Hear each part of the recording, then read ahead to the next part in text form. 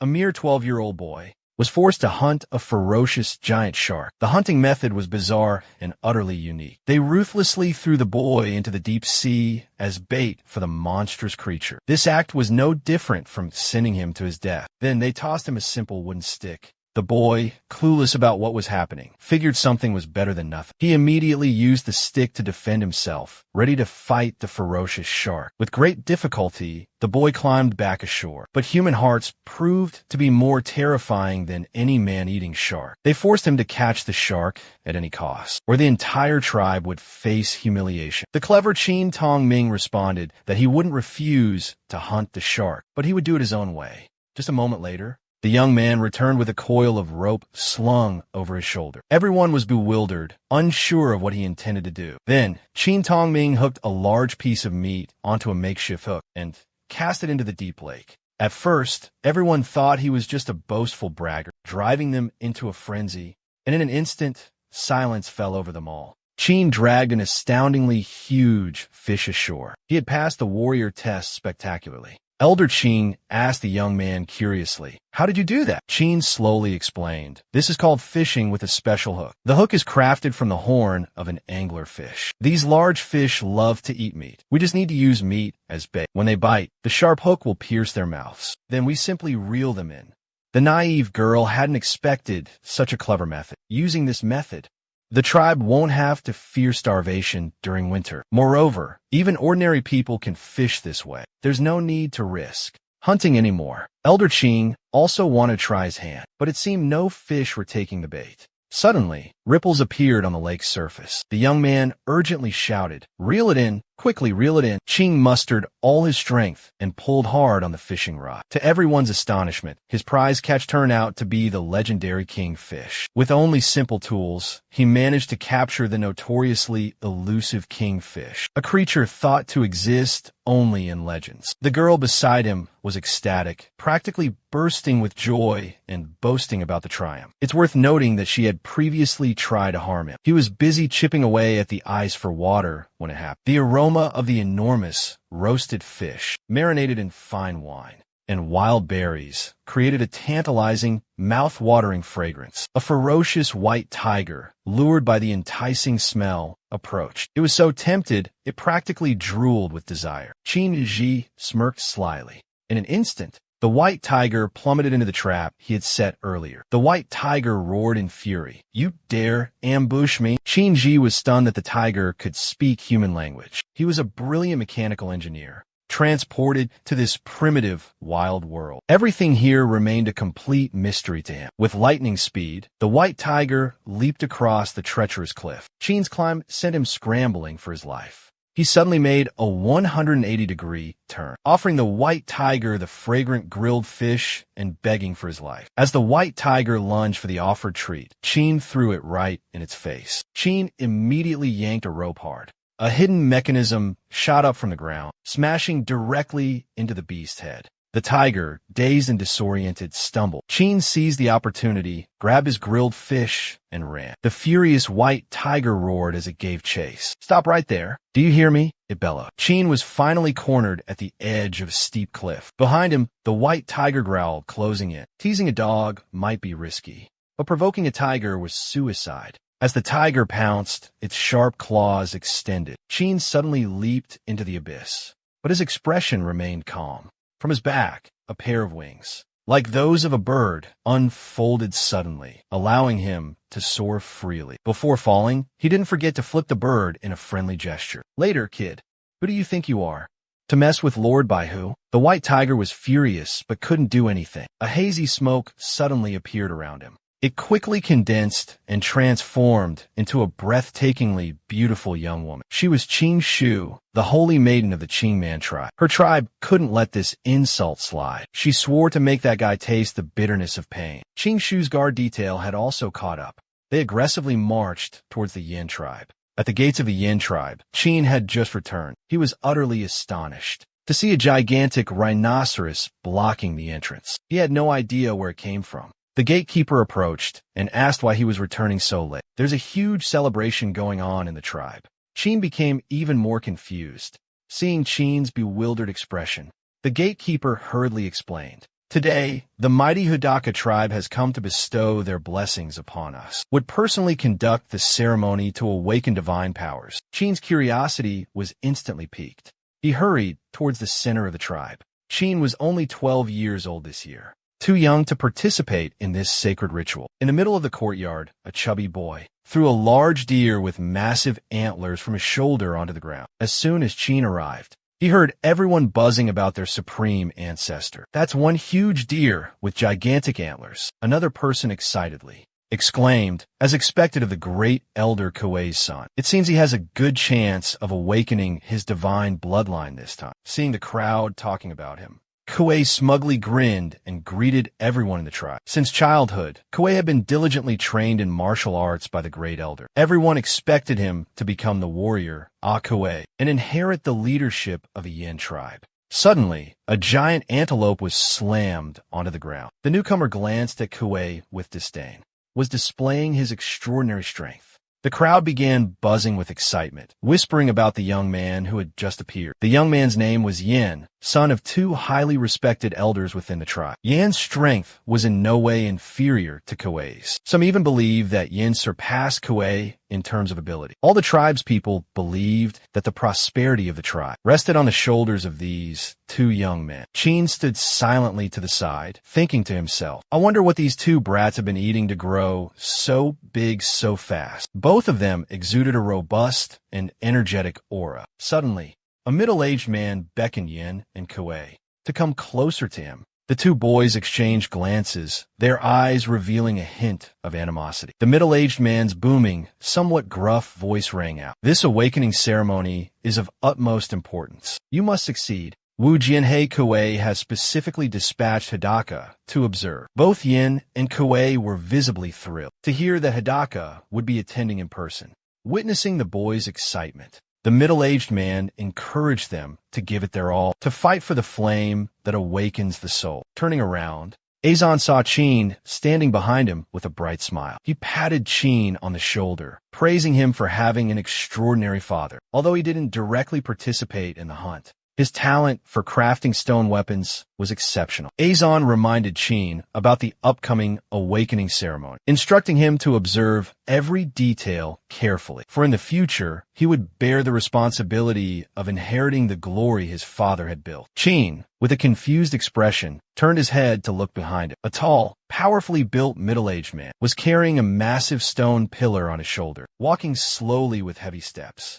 Everyone could see how heavy the stone pillar on his shoulder was. The moment the man placed the stone pillar on the ground, a loud boom echoed, shaking the entire area. Chin exclaimed in astonishment, "My God, how heavy is this thing, mother?" The middle-aged man, his bulging muscles rippling, he launched the massive stone pillar into the air. Chin and all the tribesmen standing behind him were awestruck by this earth-shattering power. The beast tattoo on his back began to glow brightly, radiating a powerful and domineering aura. With a roar of tiger tramples the heavens, he leaped onto the hovering stone pillar. After steadying himself on the pillar, he channeled all his internal energy into his legs and stomped down, driving the pillar deep into the ground. Witnessing the extraordinary scene before him, Chin was utterly terrified and stammered, Is this even human?"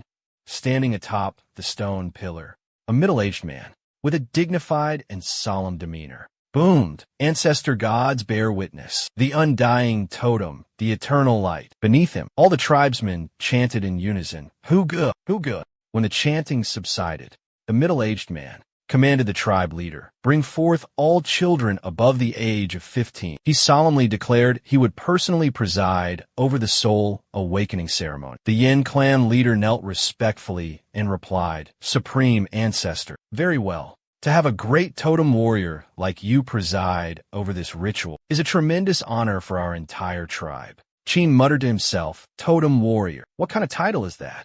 His body was only 12 years old. According to tribal law, Chin had to wait 3 more years to be eligible to participate in the awakening ceremony. The teenagers were led forward, forming a circle around the majestic totem pillar. The middle-aged man's voice boomed with power and authority. "Oh, future sprouts of the tribe, you must all understand that only by becoming extraordinarily brave totem warriors will you have the power to protect and shelter your people. A tribe can only endure and prosper if it has the protection of totem warriors, and only the strongest totem warriors. Only then can one harness their own power to fight, to resist the encroaching darkness. Hearing these words, Xian sank into deep thought, pondering the darkness and the mysterious power of the totem. It seemed countless secrets were still waiting to be unveiled. Best to observe the situation first, he thought to himself. The middle-aged man continued. The totem of the Yin tribe is fire. We can draw the energy of the primordial flame from the totem pillars, releasing it outwards, and helping the young ones here awaken their latent powers. If the awakening ritual is successful, the primordial flame will manifest on your bodies. He immediately activated the majestic totem pillars. Flames erupted fiercely from the stone pillars, forming a radiant sphere of light that engulfed the entire space, with everyone standing at its center. The three Yin tribe leaders stood outside the circle of light, hearts filled with hope that someone would successfully awaken. 5 long years had passed, and their tribe had yet to see a single child succeed in this awakening ritual. Inside the mystical sphere of light, a flame suddenly erupted, engulfing Koi and DM. The great elder was overcome with excitement. He quickly turned to the clan leader, his voice trembling. Look, the ancestral god has manifested. The 2 children have awakened the flame clan bloodline. Our flame clan finally has successors. Everyone simultaneously prostrated themselves towards DM and Koi, offering their gratitude to the gods. Qin muttered under his breath, criticizing the superstitious crowd. Suddenly, the flames on the pillars flared up violently, illuminating the sky. Something unexpected happened. Even a middle-aged man standing outside was astonished. Before everyone's horrified eyes, a stream of azure flames from the central pillar shot straight towards Qin. Everything happened too fast. Qin couldn't react in time and was completely enveloped by the azure flames. He opened his eyes in panic and examined his body. Qin realized the azure flames were dancing around him, as if they were sentient beings rejoicing at reuniting with a loved one. The clan leader and the great elder. Joy surged through the man as he witnessed Qin's awakening. The Yin tribe was about to enter a glorious era of prosperity, but Qin was filled with terror as he saw strange green flames rush towards his chest. A mysterious tattoo suddenly appeared on Qin's chest, then gradually faded like an illusion, leaving no trace. The middle-aged man hurriedly approached, asking Qin about the unusual color of the flames. Qin innocently asked what was wrong. The man requested Qin to release the flames hidden within him for closer inspection, just as Kuei and Yin had done before. The Yin tribe chief hastily explained to Kadaka, "This boy is only 12 years old, too young to awaken his totem. Therefore, he cannot understand what you're saying." He turned and instructed Qin to close his eyes, calm his mind, and focus on feeling the fire within his body. Following the instructions, Qin closed his eyes. His mind suddenly drifted into a strange and mystical space. Twinkling stars surrounded Qin, leaving him utterly bewildered. A strange sound suddenly echoed, making Qin abruptly turn his head. Before his eyes appeared a gigantic, bottomless black hole, making Qin scream in terror and jolt awake from his dream. The middle-aged man hurriedly asked Qin, "Have you sensed the primordial flame?" Qin shook his head, replying, "I didn't feel anything." Chief Yin furiously grabbed Qin by the collar, yelling, "How is that possible? We all saw it with our own eyes." The middle-aged man asked doubtfully, "Are you certain you didn't sense any flame? Or any other totem mark?" Qin hesitantly asked, "Does a black hole count?" Both men were stunned, not understanding what Qin was talking about. Qin tried to describe the shape of the black hole. It could swallow everything, but they still couldn't understand. Finally, Yin and Shui said in unison, "Qin hasn't awakened his bloodline yet, so he can't sense the primordial power. What just happened was merely a coincidence." The surrounding clansmen echoed the sentiment, claiming that Qin had yet to truly awaken his bloodline. The 2 elders suddenly spoke with insidious intent. "The flames engulfing Qin are quite peculiar. Could they be connected to some dark force?"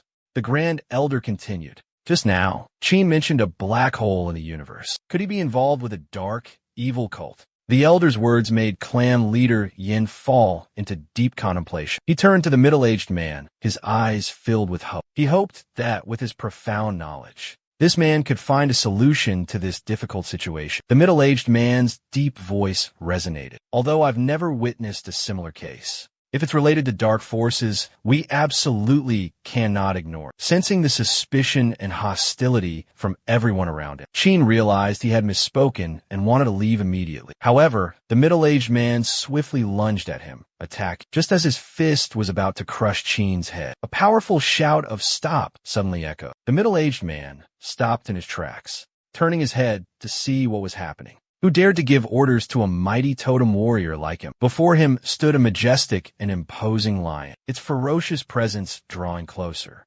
Everyone in the tribe simultaneously dropped to their knees, bowing their heads in reverence and chanting Medaka in unison. Hujie, Hujie.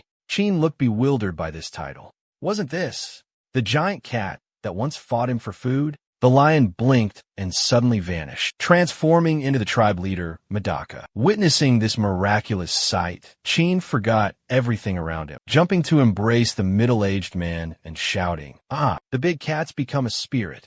Qin stepped in front of Qin, his voice deep and calm. "We meet again." All the events happening in the Yin tribe were being silently observed by a mysterious old man, holding the mystical pot in his hands. The old man exclaimed excitedly, "It's here. This is it. The invisible flame." The young man standing behind him spoke with a puzzled tone, flickering in and out of existence, elusive and intangible. "It's the Manhwa, the invisible fire unseen by the naked eye." The old man continued, "Manhwa is formless and shapeless, like a fish hidden in the deepest ocean, like an unreachable abyss." The old man's eyes gleamed with a serious and profound expression. The ancient prophecy, it has finally begun to unfold. A look of doubt crossed the young man's face. The one chosen by destiny. Could he truly appear in this small, remote tribe? The old man raised his hand towards the sky, activating a majestic formation. A powerful voice resonated throughout the space. "It is time to depart." A massive teleportation array, capable of traversing vast distances, gradually materialized. Qin returned to the Yin tribe. The middle-aged man pointed at Qin, his voice hardening. "This boy, there's something unusual about it. Let Medaka decide." Tan approached, inquiring about Qin's name and probing whether he knew his true identity. Qin, mimicking the respectful tribesman, replied, "He is Medaka, the great Medaka." Tan smiled faintly. "If you know that, then try to guess what I will do with you." It was unclear what Qin was thinking. His face flushed crimson as he stammered. I'm not an easy target." Qin said sternly, "I don't know what Medaka will do, but I'm afraid I can't help you avenge ABA." Tan and the rest of the tribe didn't know who ABA was. Qin began to tell the story of ABA, a kind old man who lived a secluded life in the mountains. He had saved Qin from the claws of a wild beast and cared for him diligently. A month ago, ABA had saved a severely injured white tiger, but after it recovered, it devoured its benefactor. Qin swore to avenge ABA. After hearing the story, everyone in the tribe believed Qin. Qin questioned, "So you attacked me to avenge ABA?" The chief and the great elder were utterly horrified when they heard that Qin dared to attack Medaka. Qin immediately confessed, "Although you and that beast look very much alike, you are definitely not him.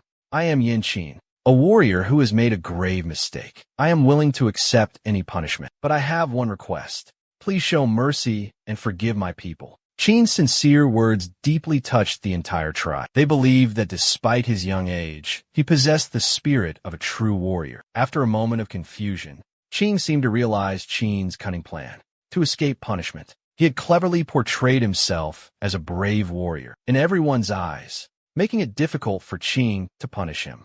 When Qin had spoken until his voice was hoarse, Qin's voice finally resounded. "The Yin tribe is truly fortunate to have a warrior like Qin. As a Medaka, I too feel incredibly proud of them." Qin listened to the praises, closed his eyes, and basked in the glorious moment. Inwardly, he thought to himself, "I initially planned to rely on my looks to get by, but who knew I'd have to resort to my true talent instead of punishment?"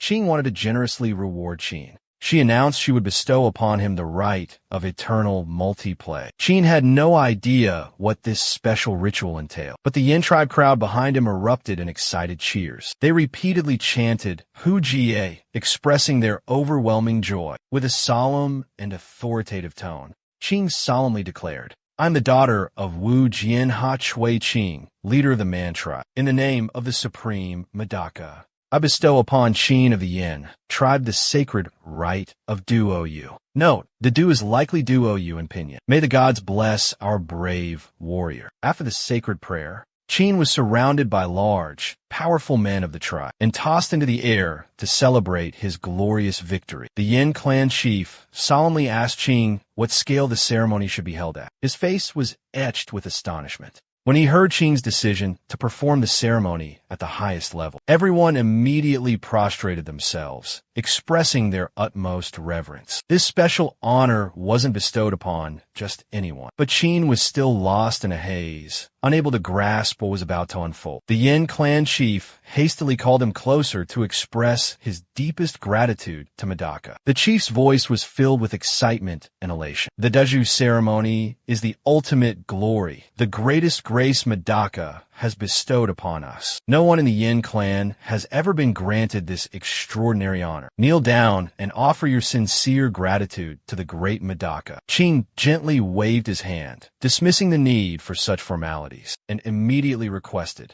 that the chief quickly prepare everything for the upcoming trial. Qin remained in a state of bewildered anxiety. He had no idea what daunting challenge he was about to face. The chief placed a reassuring hand on his shoulder and said in a calming voice, "If you can overcome this life or death trial, my son, you will officially become the renowned brave warrior to you." Terror washed over Qin, filling him with dread. Witnessing Qin's pale face, Qin smirked knowingly. Catching a glimpse of that smile, Qin suddenly understood everything.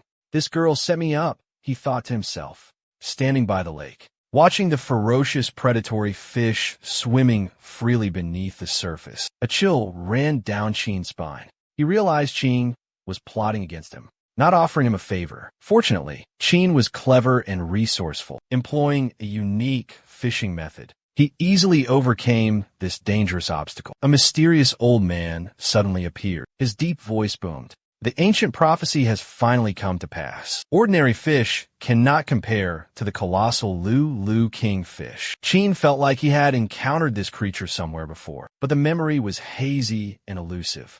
Qin's guard hurled a fireball at the fish, but the fierce flames couldn't scorch it. He exclaimed excitedly, "Medaka, this is the legendary fish, King Lu." Qin stood before the gigantic fish. A commanding voice resonated.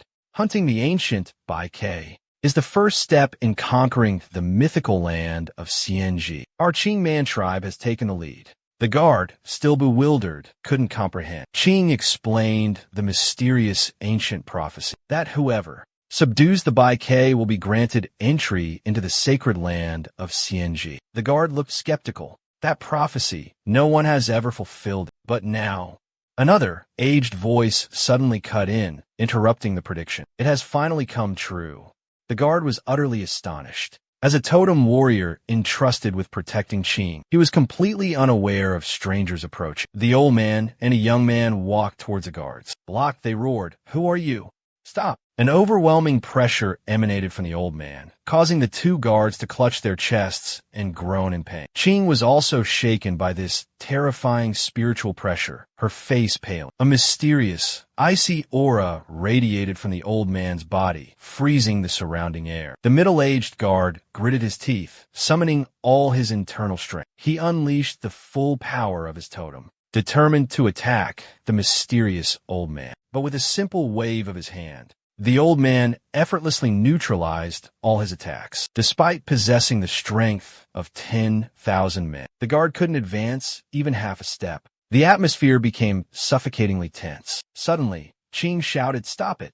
She quickly knelt down, displaying utmost reverence. Her voice rang out with solemnity. Qin of the Medaka tribe pays her respects to great elder Duo Ro. Qin was bewildered, unsure who this Duo Ro was that warranted such respectful obeisance from Qin. Seeing Qin kneel, the surrounding crowd quickly joined in. Genting huga, huga. Their cheers echoed everywhere. Observing from a distance, Qin suddenly noticed the mysterious symbols on the old man's right shoulder. The symbols looked very strange. They looked like shamanistic script. Could he be a sorcerer? Qin wondered, a look of suspicion on his face. Instead of directly answering Qin's question, the old man coughed slightly and said, "I commend you all for conquering the Lulu Kingfish. Truly outstanding."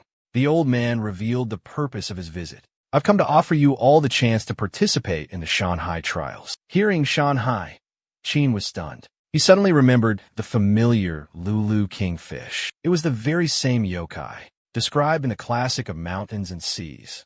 A thought flashed through Qin's mind. Could it be that some ancient civilization once existed here? Are those symbols on the old man the legendary script from the classic of mountains and seas? Qin felt uneasy watching Duo Ruo use the forbidden technique, opening the Shanghai trial. She worried it would drain his life force and shorten his lifespan. But the old man simply smiled kindly. "I am Duo Ruo, my child. This is the destiny I must bear." Mystical characters gradually materialized. Qin recognized them as ancient oracle bone script. The energy emanating from the old man grew stronger and stronger, making the Yin clan chief tremble in fear. He silently prayed to his ancestors for protection. However, Qin realized with horror that the energy was a terrifying dark power. Normally, confronting the forces of darkness was everyone's duty. But strangely, the people here seemed to revere and worship the old man. Whereas before, Qin had only to mention darkness accidentally, and they'd want to take his life. Blood trickled from the corner of the old man's mouth, worrying the young guard. But he simply said, "I'm all right." He then solemnly declared, "Everyone under the age of 18 is eligible to participate in the BA trials." The crowd erupted in astonishment at this unexpected announcement. The reward for completing the mission was an incredibly valuable totem. The Shenzhou tribe chief and the two elders couldn't contain their excitement. If successful, the tribe would possess 2 more powerful totems, significantly increasing their overall strength. The seasoned tribe chief rallied everyone, chanting slogans for the glory of the tribe. "Fight bravely." The enthusiastic crowd responded with resounding cries of "Hu Jie! Hu Jie!" that echoed throughout the space. Qin silently observed the surrounding scene, secretly marveling at the terrifying primal power of these primitive people. Duo Zhong waved his hand, creating a mystical spatial rift. "Those who wish to participate in the trial, step inside." Without hesitation, Qin instantly transformed into a mighty lion, charging straight into the spatial rift. Duo Rue silently applauded in his heart. Madaka, the youngest, is truly extraordinary. He warned the others about the potential dangers within the rift. However, everyone remained enthusiastic, chanting slogans filled with determination. The valiant warriors of the Yin tribe showed no fear in the face of death. Qin stood silently, murmuring to himself, "They're truly a bunch of madmen, charging headfirst into certain death." He planned to sneak away, but jumped in fright when he found Chief Aaron standing right behind him. Aaron urged Qin to join, but he firmly refused. Yin and Shui quickly grabbed Qin and pulled him into the spatial rift. Duo Run grumbled, "A raging inferno. How can anything survive? It's hopeless." When everyone had entered, he whispered mysteriously, "The chosen one, destined to save us all in 15 years. Who is it?" His words faded into the silent void, holding an earth-shattering secret about the fate of all humanity that he was trying to conceal. Inside the mystical Shan high training grounds, Qin was captivated by the vibrant crimson that enveloped the space, giving him a sense of familiarity. After wandering around for a while, Qin and his group were shocked to realize they were back where they started. Fear washed over DM and Koi's faces as they realized they were trapped in a dark and dangerous space. The flames of passion that had just been ignited, would they be strong enough to fight against the darkness that enveloped them? After regaining their composure, DM and Koi urged everyone to work together. This was just a trial created by Duo Rue. Not true.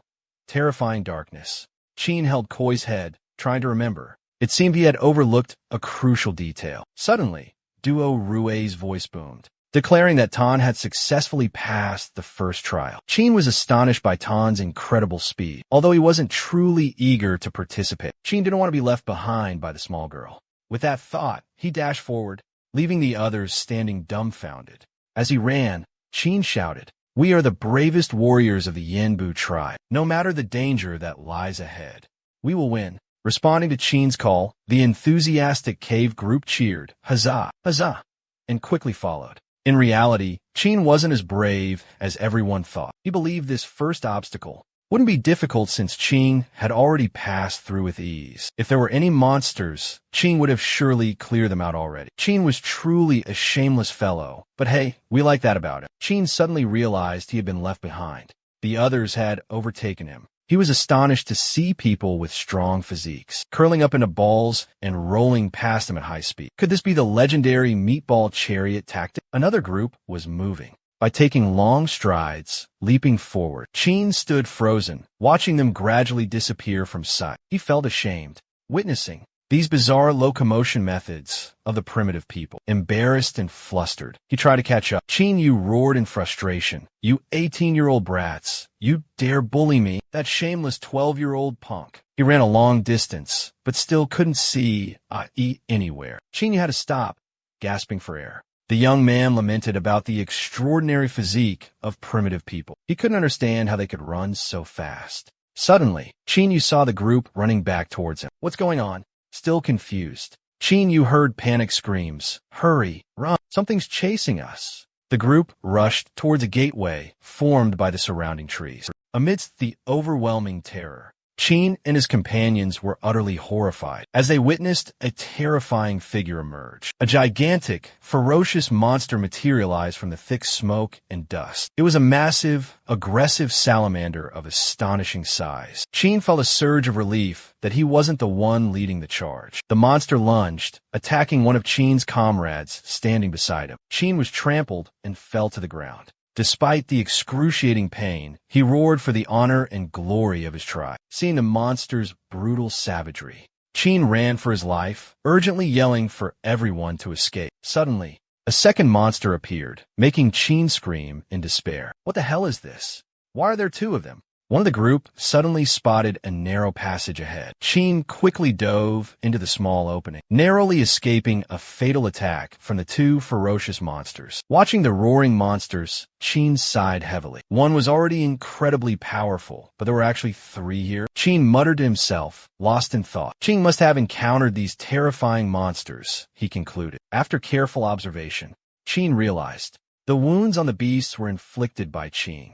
Yin suggested splitting into smaller groups. Two groups would be responsible for distracting two of the monsters, while the remaining group, along with him and Kuei, would focus their attack on the third monster. Both Yin and Kuei were brimming with confidence, having awakened their inner spark, and believed they could swiftly eliminate one beast. Everyone focused intently, awaiting Yan's command. Yin and Kuei summoned blazing flames and charged forward, leading the attack. The others quickly followed suit. Chin helped the injured warriors to their feet.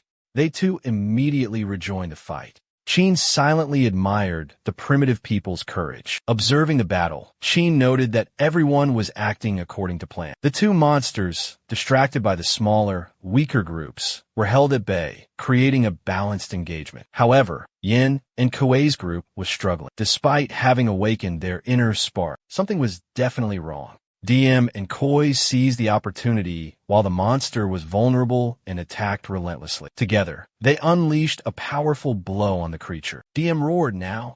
It's now!" This was the decisive moment. With combined strength, everyone pushed a gigantic tree trunk, impaling the monster. DM rejoiced as their plan worked perfectly, but their joy was short-lived. The group was stunned to witness two new monsters emerge. "The more we fight, the more there are," someone exclaimed in terror. Monsters were also appearing in increasing numbers in other groups. DM gritted his teeth and roared, "I don't believe we can't destroy these demons." The group charged back into the fight with renewed determination, but it wasn't long before they were surrounded. Chin muttered, "This is absurd. It's completely illogical. The monsters are splitting apart, but they're identical. This completely violates the law of conservation of energy." A spark ignited in Chin's mind. It caught his immediate attention. It seemed he had found the solution to this perplexing puzzle. Chin raced to the mountaintop, a place littered with gigantic spherical boulders. He realized the monsters' critical weakness lay in their ability to split. Each time, they divided. Though their form remained unchanged, their power was dispersed. This meant that after a few more divisions, they would be nothing more than weak puppies, surrounded by the ferocious demons. Yin knew a true warrior couldn't back down. He prepared to charge, carving a bloody path to escape, when suddenly a massive boulder plummeted from above, crushing the monster beneath. Both men were stunned, wondering what Qin was doing on the mountaintop. Qin asked if they knew the principle of the lever, a supreme technique passed down to him by a wise master. He explained it could even lift the earth if a strong enough fulcrum could be found. The primitive men had never encountered such physics. They stared at Qin blankly, completely lost. This isn't good. They're splitting again. The crowd at the foot of the mountain screamed in terror as more grotesque monsters appeared. Yin tried to stop Qin, believing his actions were only making the monsters multiply. Qin shouted down from above. Ever heard the saying, the higher you stand, the farther you see? Both Chui and Dian were furious at Qin's defiance. Qin mustered all his strength, pushing massive boulders down the mountain, roaring a warning. Incoming hail! Everyone, get inside and gather your laundry. The boulders crashed down, crushing the monsters, but they only split into an even larger horde. No more cover this time. We're doomed. Suddenly, Qin leaped from the mountaintop, landing protectively in front of everyone, facing the ferocious monsters. Qin's voice boomed with courage. A true warrior faces danger head-on. Witnessing the blood splattered everywhere, the crowd stood frozen, listening to Qin's every word. Fighting is the calling, the duty of a warrior. Qin's demeanor today exuded an unusual aura of authority and valor. A thought suddenly sparked in everyone's mind.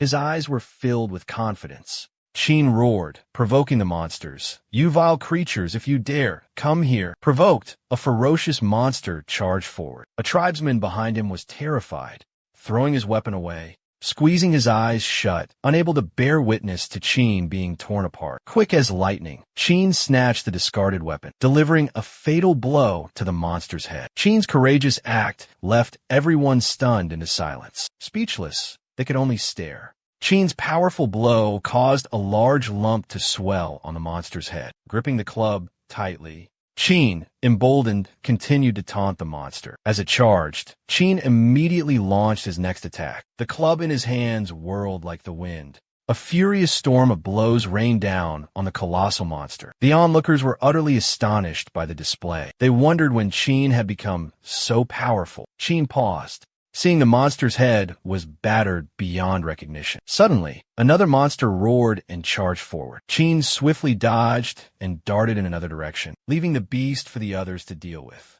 As Qin suspected, the monsters that split off last were the weakest, while those that split off initially were the strongest. Seeing the incoming monster was one of the newly split ones, Qin smirked inwardly and charged forward to bully it. Suddenly, Qin's figure vanished into thin air. At the same time, a voice boomed, echoing like thunder in a clear sky. Yinbu tribe's Qin has passed the first trial. Everyone was dumbfounded, clueless how Qin cleared the trial so quickly. Having lost sight of Qin, the ferocious monster roared in frustration. Qin glanced at the remaining people, a hint of worry in his eyes. He feared they would face much suffering on the path ahead. At the second gate, Qin was surrounded by countless stone statues, hard as steel. Her sharp eyes focused on the imposing statue of the general in the distance. Only by destroying that statue could Qin pass this trial. In a flash, Qin transformed into a powerful lion, charging forward. Simultaneously, the stone statues sprang to life, targeting Qin and attacking. They launched a coordinated assault. Qin used her sharp claws to shatter the incoming stones, but in a moment of vulnerability, she exposed a weakness in her back. A stone statue swiftly seized the opportunity, landing a blow on Qin. Suddenly, the entrance to the second gate appeared mid-air, causing Qin to fall freely, crashing hard on the ground. Groggily, he shook his head and struggled to his feet. Qin thought the place looked like the grand gate of some tribe. Stepping inside, he saw Qin standing ahead. Qin greeted her, "Medaka." Qin turned to look at him. Wounds were clearly visible on her beautiful face. Seeing this, Qin thought to himself, who could have injured her so badly? This formation is truly profound and unfathomable. Outside the barrier, a young man pleaded with the Taoist guarding the entrance. All the trial participants are blocked at this formation. Qin's power is far superior to the other trial participants. Should we reveal a small clue to her, hinting at the location of the formation's eye? The Taoist didn't rush to answer. only murmuring softly, "The one chosen by destiny. You two have waited 15 days. What's another day? Dragon or worm? Depends on one's own ability." Inside the second trial, Qing was starting to lose her patience. As she watched the stone statues continuously regenerate after each of her attacks, unable to bear it any longer, rage erupted within Qing. She roared, "I will destroy 10 stone statues at once. Let's see if you can still regenerate then." She clasped her hands together and began to form hand seals. And in an instant, from the ground ahead, crimson vines, pulsating with a terrifying energy, suddenly sprung forth. Qing, standing beside her, was stunned and bewildered. He couldn't understand what Qing was planning. It turned out that, desperate to overcome this obstacle, Qing had unleashed a secret art of the Qing man tribe, the bloodthirsty vines. Sensing the disturbance, the surrounding stone statues immediately lunged at Qing, attacking ferociously. Qing let out a loud cry, manipulating the bloodthirsty vines to tightly ensnare the iron-hard stone statues. Under the terrifying power of the bloodthirsty vines, the statues quickly crumbled into pieces. But once again, Qing suffered a crushing defeat. The stone statues completely regenerated, standing silently as they surrounded her. Qing stood still, lost in thought as she assessed the situation. Within this eerie formation, all the stone statues targeted her, except for a single statue of a general, sitting majestically upon a throne, which remained motionless. Qing looked at the stone statues surrounding Qing, his heart filled with worry. Tan felt an eerie familiarity with the scene before her, as if she had witnessed it somewhere distant before. Without hesitation, Tan unleashed a powerful sweep, scattering the surrounding stone soldiers. This time, she decided to utilize the legendary venomous dragon ascent technique. Qin was stunned, gasping in awe as he saw Tan standing majestically atop the venomous dragon, charging straight towards the ranks of stone statues. She was determined to break through this formidable defense. On her advance, no force could impede Tan's progress. Any stone statue that came into contact with the venomous dragon crumbled into tiny fragments. Qin couldn't help but admire her. She's truly extraordinary. After clearing all obstacles, Tan transformed into a mighty lioness, pouncing towards the general statue with lightning speed. She used her sharp claws to pulverize the massive statue. Duo Run's commanding voice boomed, declaring Tan's successful completion of the trial. Meanwhile, outside, the young man grew even more certain that Tan was the celestial maiden chosen by the heavens, that they had been searching for all this time.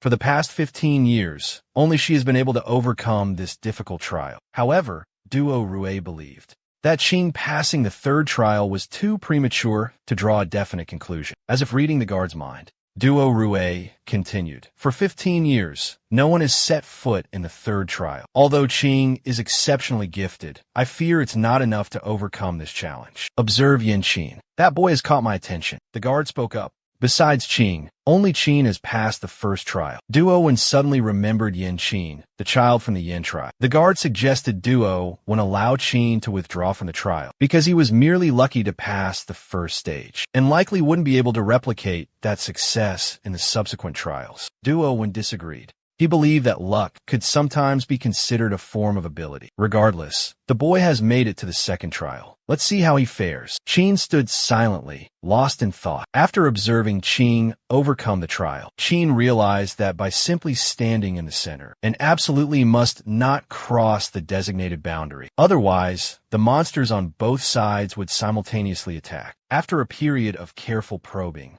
Qin noticed the way the statues lunged at him felt incredibly familiar. He muttered to himself, "Horse moves like a chariot, elephant leaps across the field." Suddenly, Qin had a revelation. He realized this grand formation was actually a colossal chessboard.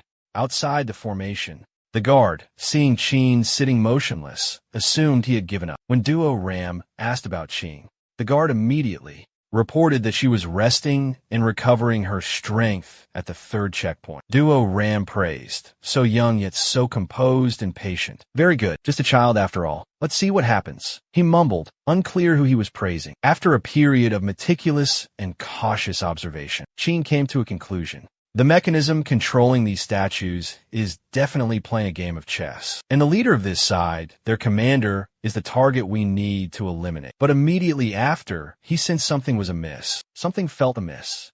Qin turned back and realized that. There was no opposing general piece on the other side. So that was it. As Qin advanced towards the empty general's spot on the board, he was immediately ambushed by a group of ferocious stone statues. Qin yelled, nimbly leaping and ducking, his body contorting as if about to break to evade the relentless attacks. Outside, the young guard scoffed derisively, believing Qin didn't even know where the eye of the formation was. He thought Qin's luck had finally run out. Just as he finished speaking, Qin landed on the general spot. Checkmate. Let the game begin. Qin's voice boomed with confidence. The young guard stared wide-eyed at Qin, standing triumphantly in the general square, speechless. He hurriedly turned to report to his master that Qin had changed the entire formation. He himself didn't know how to explain it, because he had never witnessed anyone manipulate the formation so miraculously. Sensing the moment to breach the pass was less than a breath away, Jia Rong decided to hold his position and observe the situation. Chariot 6, rank 4. Qin Jia commanded all his elephants to attack simultaneously. Following that, Cannon 5 advances 3 to capture the elephant. From this position, Qin could easily control all of his pieces. Playing chess like this is truly exhilarating. It's a pity I can only play one match. Generals, hear my command. Qin orders a decisive checkmate. Qin pointed his finger towards the opponent's general and shouted, "There's no escape." Outside, the guard exclaimed in astonishment, Young master, he actually solved it. How is that possible?" Once again, this man believes that Qin solved the formation by sheer luck. Jia Rong's voice rang out, silencing the guard immediately. Young Master Qin's method of breaking the formation. Even I have never witnessed or heard of before. Do you truly believe it was mere luck? The patriarch ordered the guard to quickly report the results. Both Qin and Qin had entered the final trial. At the entrance to the arduous challenge, the guard spotted a figure emerging. He immediately informed the Yin clan leader and Kuei and Yin. Soon, the figures of the clansmen appeared at the exit. The dignified patriarch was already waiting, his face filled with anticipation as he inquired about the results from the emerging clansmen. Kuei and Yin hung their heads, sighing in deep disappointment. "We've failed 7 times. We couldn't even pass the first stage." Patriarch Yin gently consoled them. "The Shanghai trials are notoriously difficult. Your perseverance until now is commendable. Did anyone manage to clear the first stage?" A glimmer of hope remained in the patriarch's eyes, realizing someone was still inside the Shanghai trials. A clansman rushed forward to report, "Qin has succeeded." Patriarch Yin looked as if he couldn't believe his ears. In his excitement, he gripped the man's shoulders and asked again, "Really? You say Qin has passed the first trial?" The clan elder sighed, his voice thick with frustration. "Unfortunately, that child is still too young. I don't know if he has the resilience to persevere until the end." Yin seethed with envy and said loudly, "Qin was just lucky. He luckily chose the monster with the weakest power. He himself is weak. Hasn't awakened his inner flame yet. Relying on luck alone won't get him far." Hearing Yan's words, clan leader Yan also doubted that Qin could achieve anything extraordinary. However, passing the first trial was already a commendable achievement. As they were discussing, the gate leading to the trial grounds was slowly disappearing. Just then, a guard accompanying the clan shouted, "My lord, the young man Qin from the Yin clan has entered the final trial round. The gate has officially closed." Upon hearing this unexpected announcement, the entire Yin clan was stunned into silence. This outcome was beyond everyone's expectations. The third gate suddenly materialized, suspended in midair. Qin collapsed to the ground, groaning in pain. "Couldn't it have been a little gentler?" he grumbled. An eerie silence fell over the surroundings. Qin felt a sinister aura emanating from this third gate. Qin turned his head back and asked inquisitively, "How did you pass the second gate?" "Good question." Qin's voice boomed, his face filled with pride. "To break that formation, the most crucial element is strength, absolute strength." Qin wasn't entirely convinced by this obnoxious man, who was trying to project the image of a valiant warrior. Qin's voice continued, "You must have also realized during the previous fight that the one in the center of the formation was the key to unraveling it." This time, Qin fully agreed with Qin's assessment. Qin, looking smug, didn't hesitate to praise Qin. "Your insight is truly remarkable. As expected of Madaka." Qin humbly admitted that he didn't possess Qing's sharp eyesight, so he could only rely on his physical strength to fight. Qing nodded quietly, listening to Qin excitedly recount his glorious victory. Suddenly, a cannonball flew straight towards me, Qin narrated. Knowing I couldn't escape, I mustered all my strength and unleashed a decisive blow. It exploded instantly. Right after that, a soldier on horseback charged straight at me, spear in hand. With no way to dodge, I was forced to engage him in battle. As a true and courageous warrior, the words retreat have never existed in my survival dictionary. Qin became more and more engrossed in his tale, embellishing it with thrilling details. The story kept popping like Medaka popcorn. You can't imagine the danger I was in.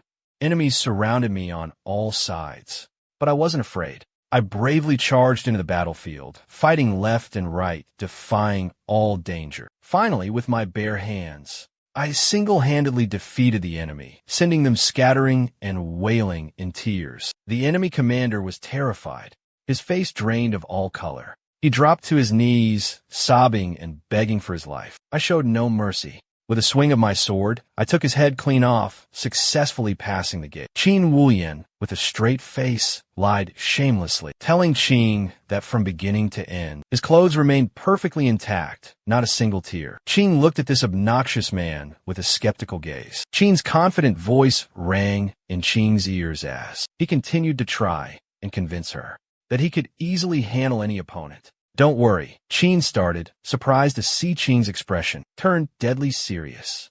She pointed ahead, her voice cold. The third gate is right in front of you. Qin followed Qin's finger and looked ahead, instantly frozen in terror. Before them was a gigantic egg. Cracks were beginning to spiderweb across its surface. It seemed the monster inside was about to hatch. The sky abruptly changed color, signaling the imminent start of the arduous third trial. Tan and Qin quickly dodged the falling shards of the massive eggshell as it crashed to the ground. Being crushed by even a single piece meant certain death, leaving no chance of survival. Both of them gazed at a blurry figure gradually materialize. Qin exclaimed in terror, What in the world is that?" The newly hatched serpent opened its massive jaws and inhaled sharply. A portal shimmered into existence right in front of its mouth. Hordes of grotesque and bizarre beasts were sucked inside. Qin suddenly realized that these were the creatures he had faced in the previous two trials. The serpent gently closed its mouth, swallowing all the creatures whole. Witnessing the serpent's immense size and ferocious appearance, Qin trembled and muttered, "We're doomed. This time we're dead for sure." The serpent fixed its icy gaze upon the two tiny figures cowering below. The guard suddenly froze, utterly terrified by the appearance of this monstrous guardian of the third trial. He suddenly realized the creature before him was the legendary Shanggu Bai Guai. Jia Rong couldn't hide his utter astonishment. Who would have thought the final trial would be such a terrifying monster? The gigantic serpent lunged towards Qin and Qin, who were hiding. Both of them quickly jumped aside to dodge the fatal blow. Qin pointed at the ferocious serpent, forgetting all his previous boasts, and asked Qin with a trembling voice, "Which brave warrior dares to face this horrifying beast? You go first, or me?" Qin cleared her throat, maintaining her composure despite Qin's sudden change. "I suggest you take the lead." Qin calmly faced the snarling serpent. She immediately cast the Qin Wu secret art, Bloodthirsty Vines, summoning countless crimson vines, which quickly entangled the serpent's massive body. "Titan!" Qin yelled, trying to use the strength of the vines to finish off the terrifying creature. However, contrary to her expectations, the colossal monster, with a single, effortless movement, Tan snapped the binding vines. The python roared in fury, its massive head lunging towards Tan with terrifying speed. Luckily, she dodged just in time, narrowly avoiding the fatal strike. Before she could regain her composure, the python's thick tail lashed out with devastating force. The unexpected attack sent Tan sprawling to the ground, losing her balance. The python, baring its sharp fangs, lunged at Tan like a lightning bolt. Jia Deng and the guard outside were still watching the fight, their cries filled with worry. Qin stood to the side, thinking to himself, could this girl truly be facing her doom? But true to her title as the youngest Medaka, Tan faced the danger without flinching. She quickly summoned a protective circle of blood vines, blocking the python's sharp fangs. As the python frantically attacked the bloodvine barrier, Tan seized the opportunity, rolling to the side to escape the encirclement. Never having faced such a perilous situation before, a surge of anger welled up within Tan, and decided to risk it all, confronting the ferocious serpent head-on. She instantly unleashed her magic, summoning the Wuxia blood vines, creating a mystical barrier that tightly ensnared both ends of the colossal beast. With a furious, blood-curdling scream, the raging barrier tightened, forcing the serpent's head down into the ground. But the rage within Qing hadn't subsided. She continued to manipulate the blood vines, determined to completely obliterate the demon. A shout rang out, and countless razor-sharp vines shot towards the serpent's head. Both the guards outside and Qing, who was in the midst of his trial, were astonished by the young woman's extraordinary power. Qing stood motionless, awaiting the outcome of her relentless assault. As the dust and smoke cleared, she realized with horror that the monster's life force still lingered. Suddenly, the serpent's massive tail slammed into Qing, sending her flying. The enraged serpent glared at Qing, its eyes blazing with fury. Who dares provoke it?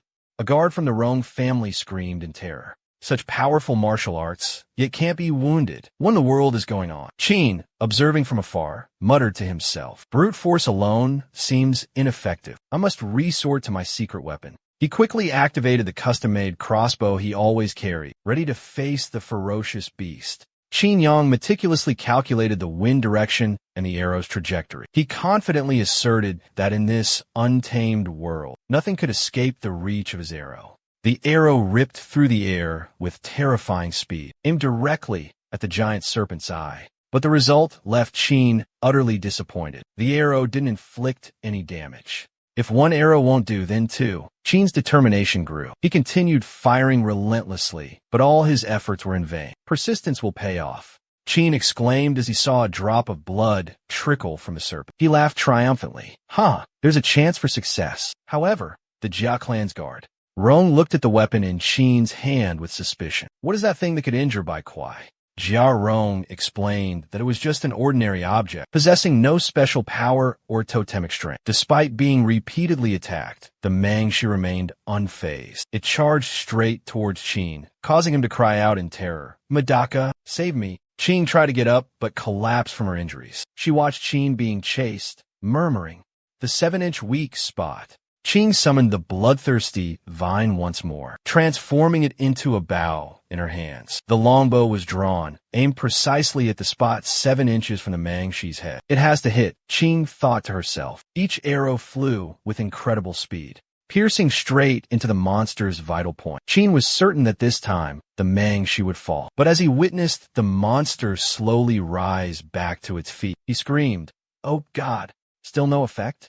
Qin sank deep into thought, wondering if this terrifying monster had any weaknesses. Suddenly, he remembered the Shanhai Jing, an encyclopedia of mythical creatures and strange beasts. Perhaps this serpent was similar to Lu Wu, a mystical being documented in the Shanhai Jing. Qin strained his mind, searching his memories, looking for any information about this type of serpent. Wait a minute. A crucial detail suddenly struck Qin. In ancient legends, there existed a colossal serpent named Ba Shi, a creature that devoured the heavens and earth, bringing chaos to humanity. Back then, a hero named Ho Yi crafted a magical bow and arrow and shot Ba Shi's fatal weak point, the red scale on its back. He then severed the head of the vicious monster. "Eureka!" he exclaimed.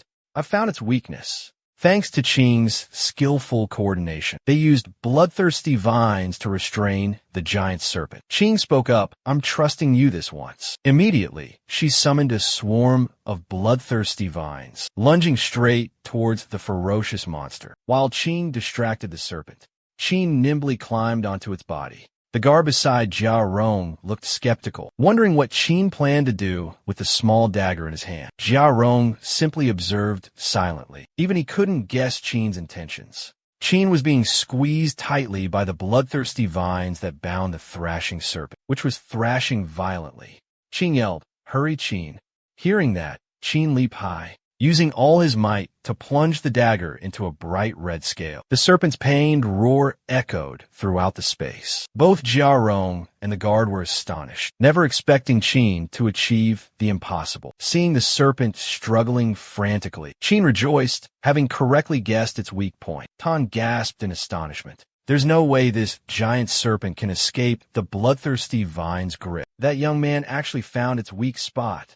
Qin continued to drive the blade deeper into the ferocious monster's flesh. The intense pain sent it into a frenzy, nearly throwing Qin off its back.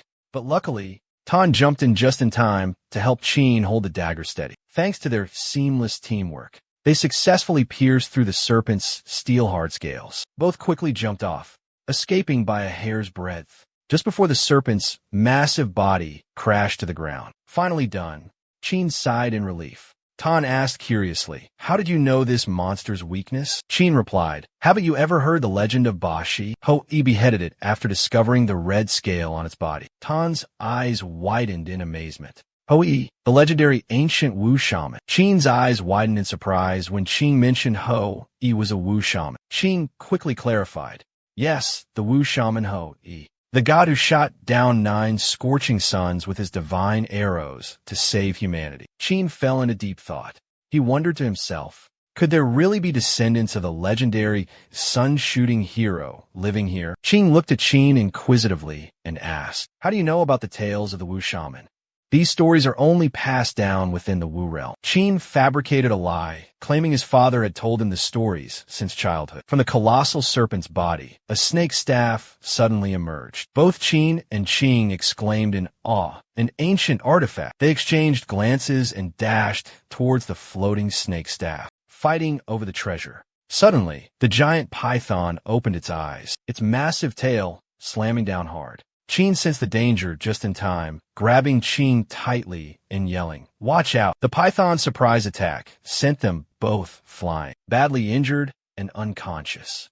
The green snake's staff landed beside Qin. The guard and Duo Ruan rushed to the scene, but it was too late. After assessing the situation, the guard reported to Jia Rong, "Master, they both only sustained minor injuries. They'll recover with a few days of rest."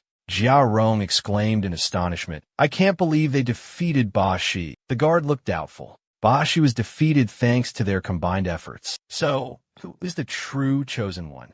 Duo Ruan spoke up. The Shanghai trial has provided its own answer. Qin is the one chosen by heaven, and the one who will inherit my mantle. Look at Qin lay deeply unconscious, the cleansing rod still on him. Duo quickly came to a conclusion. Before leaving, he ordered a guard to take Qin back to his tribe and rewarded the Yin tribe with a brand new totem pole. No one noticed that. The handle of the cleansing rod, as it brushed against Qin's finger, suddenly emitted a blinding light for a split second before quickly returning to its normal state. 2 days later, at the Yin tribe chief's voice boomed throughout the settlement, inquiring if the Niu and Lin tribes had arrived. The great elder excitedly replied, "Now that we have the new totem pole, they'll be green with envy. They'll definitely come." The Yin tribe chief confidently declared that with a new totem pole, this winter would be much easier. The 2 elders unanimously agreed. This past year, our tribe has suffered countless losses. Just then, a tribesman rushed in, panicked, his face pale with fear, shouting, "Ah Chui, it's terrible. Something awful has happened. The sacred totem pole, gifted to us by the chief, has been stolen." It was the Niu tribe. Meanwhile, within the Niu tribe, people were gathered around a bonfire, chatting excitedly. They were celebrating Li, a valiant warrior of the Niu tribe, who had just been granted the title of Tribe's Brave by the chief. This title promised a brighter future and a more prosperous life for the entire tribe. Chief Niu, a tall and muscular man, sat imposingly on a large chair and addressed the young armored warrior standing beside him. "Our Niu tribe finally has a true tribe's brave. From this day forward, the fate and prosperity of our entire tribe rest upon your shoulders." Li respectfully addressed the chief that he had brought another special gift. The chief stammered, speechless at the sight of the totem pole, in the shape of a serpent in Li's hands. Amidst the astonished gazes of the entire tribe, Li tossed the stone pillar into the air. The crowd cheered. in a frenzy over the sudden appearance of the sacred totem. They believed it was a blessing bestowed upon the tribe by their ancestors through their chief. Li raised his arm high and shouted, "The ancestors have appeared. Heaven's grace is immense. Our Nyo tribe will surely prosper and flourish." The chant of Haga, Haga, echoed throughout the encampment without end. Chief Nyo conferred with Li. The Yin tribe must be celebrating their new totem pole. The Nyo tribe can't be outdone. We must hold a bigger celebration than theirs. Li slowly spoke. Akue. I couldn't say it earlier, but I actually took this totem pole from the Yin tribe. Chief Nyo worried. This act will surely provoke the Yin tribe to seek revenge. Li confidently replied, "Let them try. They're powerless. I'm now the tribe's warrior. The Yin tribe can do nothing to me. Only the weak are bullied. The totem pillar belongs to the strong." Chief Nyo still worried. What if the Yin tribe reports this to the higher-ups? This is Duo Rue's spoil of war. Li was fearless. Let them tattle. I hear the long winter night is coming, and it will be even harsher than last year. Even if they want revenge, the Yin tribe will have to wait until winter passes. Without this totem, how many of them will even survive? Li was scheming, waiting for winter to end. When the Yin tribe was weakened, they would have no choice but to submit to the Nyo tribe. Hearing this, Chief Nyo slammed his hand on the table and roared with delight. Yes, we will devour the Yin tribe. Our Nyo tribe will possess 3 totem pillars. We will become a true great tribe. Immediately, he ordered his people to guard the totem pillar carefully. We absolutely cannot allow the Yin clan to reclaim it. A tense atmosphere enveloped the entire Yin clan. The Yin clan leader roared in fury. What in the world happened? A clansman frantically reported the incident. The Li from the Nyo clan arrived and stole the totem pole. The Grand Elder immediately realized the mastermind was that tribe's new warrior. The second elder spoke up in caution. That tribe's warrior answers directly to our Yin clan chief. He's difficult to touch. We can hardly lay a finger on him. The Grand Elder thundered. Can't touch him? What about his entire tribe then? Can we not touch them either? Despite his advanced age, the Grand Elder was full of vigor. He decided to personally lead troops to retrieve the totem pole. However, the second Elder objected, warning that the Yin clan's strength was far inferior to the Nyo clan's. A direct attack would only result in a crushing defeat. The Grand Elder grew even more furious. He sharply criticized the 2 elders, his voice booming, always calculating gains and losses. By the time the Nyo clan prepares its full forces, we'll be left with no choice but death. Witnessing the endless bickering between the 2 elders, Chief Yin roared furiously, "Silence! Both of you! Stop arguing!" Amidst the tension, young Alan, standing behind the chief, unexpectedly spoke up, proposing a daring plan. He suggested that the Yin clan challenge the Nyo clan to a duel, wagering their sacred totem pole. Yin vehemently objected. How can he possibly face Ali Shah alone? It's too risky. She proposed reporting the situation to the Great Tribe, believing that Madaka, the supreme leader, would come to the Yin clan's aid. The 2 elders agreed with Yan's suggestion, confident that Madaka would surely intervene in this conflict. The Great Elder, however, voiced his dissent. He worried, winter is approaching. If we wait until winter's end to report, the Yin clan will suffer heavy losses. Chief Yin pondered, turning to Alan for his opinion. After a moment of contemplation, Aaron suggested consulting Qin.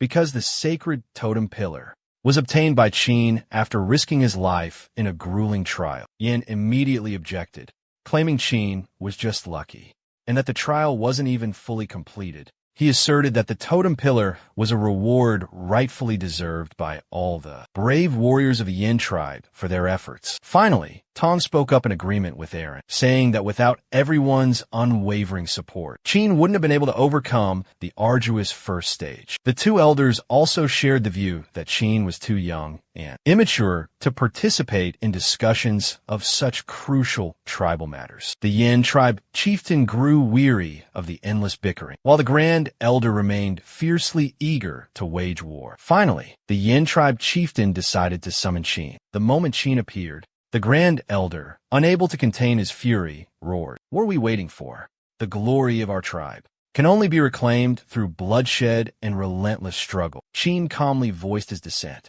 "You are a senior. yet you advocate for violence. This isn't wise. He proposed a more peaceful solution, resolving the issue through negotiation. The great elder, further enraged, roared, "Peace? How can we speak of peace when the enemy is at our doorstep?" The second and third elders urged the great elder to remain calm and listen to Qin. Qin confidently declared, "Give me 5 days. I will make the Nyo clan willingly return the ancestral totem." The great elder, furious, was about to punish Qin, but the second and third elders intervened just in time. Qin said mysteriously, "Heaven's secrets cannot be revealed. You'll understand in time." The girl angrily scolded, "What trickery are you playing? How can the Nyo clan possibly return what they've stolen?" Qin calmly replied, "Just because you can't do it doesn't mean I can't."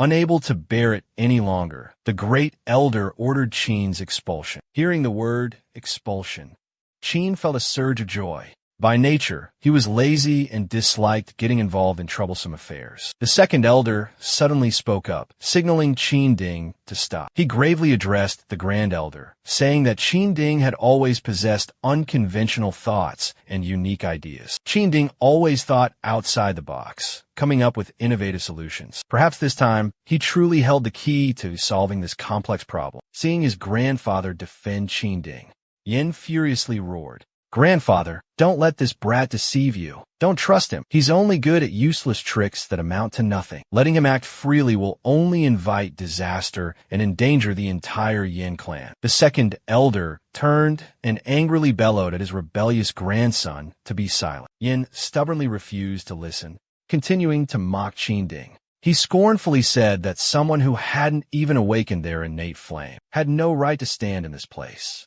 As soon as he finished speaking, the second elder, his face purple with rage, slapped Yin hard across the face, sending him tumbling to the ground. Ignoring his grandson's cries of pain, the second elder turned to Qin Ding, his voice softening as he slowly began to speak. "The totem pillar is a treasure bestowed upon our Yin clan by Jiaro, but the greatest credit belongs to Qin." Turning to his nephew, his tone immediately changed, bellowing, "Without Qin, there would be no totem pillar. Have you engraved that in your mind?" The clan leader, with a hint of doubt, turned to Qin and asked, "Are you absolutely certain about your prediction?" After receiving a firm nod from Qin, the clan leader seemed to have a weight lifted off his shoulders, readily granting him a 5-day deadline. He also pledged to provide all necessary support. Hearing this, Qin flashed a sly grin, pinching his nose as he said, "Tonight, I want roasted duck legs. They must be enormous. The small ones are like duck feathers stuck between my teeth." Seeing Qin casually turn and walk away, the two elders quietly addressed Yin clan leader, "Go. We have entrusted this important task to Qin, so let's place our trust in him." Hearing this, Yin clan leader immediately ordered everyone to fully support Qin, fulfilling all his requests. The two grand elders, though harboring discontent, were obliged to obey the patriarch's orders. They had absolutely no faith in Qin's ability to complete the task. The second day saw Qin spending the entire time eating and drinking. Whispers and murmurs rippled through the Yin clan. They wondered how he would justify his inevitable failure. The third and fourth days passed uneventfully. Qin continued to indulge in feasting and drinking all day long, seemingly oblivious to the surrounding gossip. He ignored the snide remarks, the mockery, even the criticism from his clansmen. Among the crowd observing Qin, two familiar faces stood out, Shui and Yen. Yen, with a sarcastic tone, glanced at Qin and said softly, "Enjoy yourself while you can. Eat a little more, because tomorrow there might not be another chance. No one will pity him then.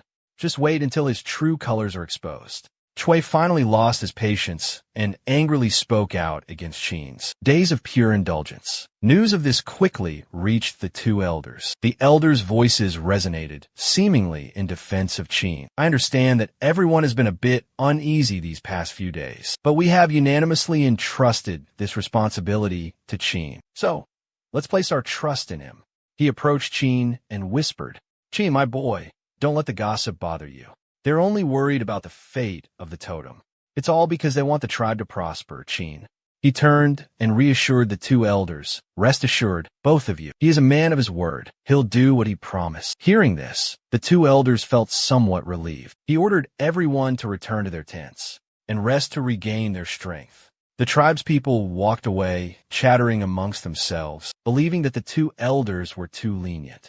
Qin didn't deserve their defense. Despite the rumors spreading like wildfire, Qin remained nonchalant, focused on satisfying his hunger. He shoveled food into his mouth, chewing voraciously without pause. At dawn on the fifth day, a large crowd gathered in front of Qin's dwelling, yelling and creating a commotion. Until this moment, there hadn't been a single sign of the totem pole's presence. Despite the angry shouts and roars outside, Qin remained unusually calm in his room. He gazed at his reflection in a worn basin of water, then retrieved a leftover fishbone from last night's dinner. Qin used it to comb his messy hair. After deeming himself sufficiently handsome and dashing, Qin stepped outside, greeting everyone with a confident smile. "Everyone seems to be in a good mood today," he inquired. However, Koi and the Great Elder only wanted to rush towards Qin and demand answers. The Great Elder roared furiously, interrogating Qin. "You promised that within 5 days you would force the Nyo tribe to return our totem pole. The deadline has arrived. How can you still deny it?" He turned to reprimand the other two elders, accusing them of being old and feeble-minded, easily swayed by Qin's cunning words. "At this point, what excuse do you have left?" the Great Elder pressed. The Great Elder felt immense regret for not striking while the iron was hot. He turned and roared at Qin. "You brat, if you can't do it, don't boast. Now, not only can't we summon the totem pole, but we've also lost the chance to ambush the Nyo clan." His voice was filled with rage and disappointment. The Yin tribe would rather die in battle than suffer humiliation. He ordered the entire tribe to arm themselves, prepared to fight to the death against the Nyo clan. At that very tense moment, a tribesman on watch came running in, stammering, They're here. The Nyo clan, they've arrived." The Grand Elder was utterly shocked by the news. He quickly grabbed his weapon and ordered the entire tribe to prepare for battle. "Everyone, assemble at the tribe gates." The entire Yin tribe rushed out to confront the Nyo clan at their doorstep. The Yin tribe chief roared furiously, saliva spraying in the face of his opponent. "Nyo Laoma, you dare show your face here?" Nyo Laoma, unfazed, waved his hand, signaling his men to bring forth the totem pole serpent. Everyone in the Yin tribe was utterly stunned and astonished. No one in the Yin clan understood the Nyo clan scheme. The Nyo clan leader's deep voice boomed. "This is the totem pole that our clan once bestowed upon you. Now, our Nyo clan has decided to return it." Everyone in the Yin clan suddenly recalled Qin's prophecy. Could Qin have actually achieved the impossible? They couldn't believe their eyes and ears. The Grand Elder, at the head of the ranks, racked his brain, but still couldn't fathom how that boy could have done it. After returning the totem pole, the Nyo clan turned to leave. The Yin clan chief ordered Aaron to return the totem pole to its original place. At that very moment, Qin stepped forward. His voice resonated. "We will not accept this totem pole back." Aaron hurriedly approached and whispered in Qin's ear, "What nonsense are you spouting? Quickly take it back. Don't give the Nyo clan a chance to go back on their word." Qin yelled, "No, absolutely not. They stole the totem pole. Can they just return it now and consider the matter settled? Things don't work that easily in this world." As if being lectured by a snot-nosed brat, Neo Mo Zun roared in fury. "You punk. What do you want?" Qin Lin fearlessly retorted. "You must bring gifts to the Yin tribe and apologize, and compensate us for our losses." Neo Mo Zun growled. "Compensate? How?" Qin Lin immediately laid out his demand. 10 miles of hunting grounds in the Dongshan forest as compensation. Neo Mo Zun's face darkened at his words. He bellowed, "We will not yield even an inch of our hunting grounds." Neo Mo Zun pointed at Qin Lin furiously and roared, "Let me tell you something. You're taking this totem pillar whether you like it or not. You have no choice." Qin Lin scoffed. "Neo Mo Zun, you're truly stubborn. This is a world with a strong rule. Ma makes right. Was it right for the Nyo tribe to steal our totem pillar? That's because your tribe is weak and easily bullied." After humiliating the Yin tribe, Neo Mo Zun felt a surge of satisfaction. As they were about to leave, Qin Bai Xian suddenly spoke. "Do you think you can leave this place so easily?" Neo spun around, his voice dripping with mockery. "Do you want to start a war with our entire Nyo clan?" Qin's face hardened as he bellowed. "You sneaky rats dared to steal our treasure. And now that you're done playing with it, you want to return it in such a cowardly way? You underestimate our Yin clan. How can the warriors of our Qin clan allow such humiliation from these villains? Hearing this, Aaron hurriedly reported back to the Yin clan chief, emphasizing that Qin's words were completely justified. Neo was flustered and panicked, unsure how to deal with this sharp-witted boy. Qin's powerful voice echoed in the ears of every Yin clan member. With our sacred ancestors as our witness, let all clan members answer me this question. Will we accept this humiliation, or will we become proud and valiant warriors? Qin's words held a special magic, igniting a burning fighting spirit within the entire Yin clan. They roared in unison, their voices echoing across the prairie. The Yin tribe breeds only courageous warriors. We have no tolerance for cowards. His powerful words didn't end there. Qin continued to ignite their fighting spirit. The savage Neo tribe has trampled on our honor and sacred glory. Are we going to accept this humiliation? Bow our heads in shame. For the honor of our tribe, for our own glory, we will not fear any battle. His passionate call to arms was like a raging fire, igniting the flames of battle within every member of the Yin tribe. Seeing the Yin tribe burning with fierce energy, like fighting roosters ready for war, the aggressive Neo tribe began to falter, their voices reduced to threatening whispers. Boy, think carefully. Does your Yin tribe have the strength to oppose the might of our Neo tribe? Unfazed, Qin responded with a powerful voice. You should ask yourselves, how many elite warriors does your tribe have left? Enough to even participate in this war? Qin's words struck Neo like a bolt of lightning, causing his face to contort in a whirlwind of emotions. He stammered in terror. How? How did you know that? Rewind 2 days earlier to the Neo tribe's village. Neo and his people were holding a boisterous celebratory feast. He reveled in the thought of the Yin tribe's reaction upon discovering that their tribe's map had been stolen. The Neo tribe was confident that even if discovered, the Yin tribe wouldn't dare retaliate. They were just a bunch of weak, timid people, no match for the Neo tribe's ferocity. Chief Neo's eyes flashed with greedy brutality as he declared, "Once this winter passes, we will conquer the entire Yin tribe." Suddenly, a tribesman, merrily feasting, cried out in pain and collapsed to the ground. This strange phenomenon spread like a plague, causing more and more Neo tribesmen to fall before Chief Neo. Panicked, he rushed outside, desperately calling for help. The sight that greeted Neo left him paralyzed with fear. A horrific scene unfolded before the elder's eyes. Countless clansmen lay scattered unconscious on the ground. He roared in despair. What happened? What in the world is going on? My people, who has done this to them? All the terrifying events at the Neo clan were under the observation of a mysterious figure cloaked in black. He stood silently in the shadows, watching from afar. It's almost time. Surprisingly, the mysterious figure in the shadows was Qin. Qin concealed himself beneath a black cloak, hiding his true identity. Staff in hand, he slowly entered the Neo clan's territory. As predicted, Qin's deceptive curse echoed. You are... A guard, lying motionless on the ground, stammered in confusion. Suddenly, he screamed in terror. Master, through some mysterious method, Qin exuded an aura identical to Jiarong's, deceiving the guard. Qin's authoritative voice boomed in the guard's ear, threatening that they had been afflicted by the Grand Sorcerer's curse of punishment. The gate guard looked flustered and anxious at the appearance of the Neo clan members. He absolutely wouldn't dare offend any member of this powerful clan. Why are we being punished? Qin slowly opened the lid of his gourd and said, I don't know what sins you have committed, but this is certainly a punishment. He took out a pitch-black pill and ordered the guard to swallow it.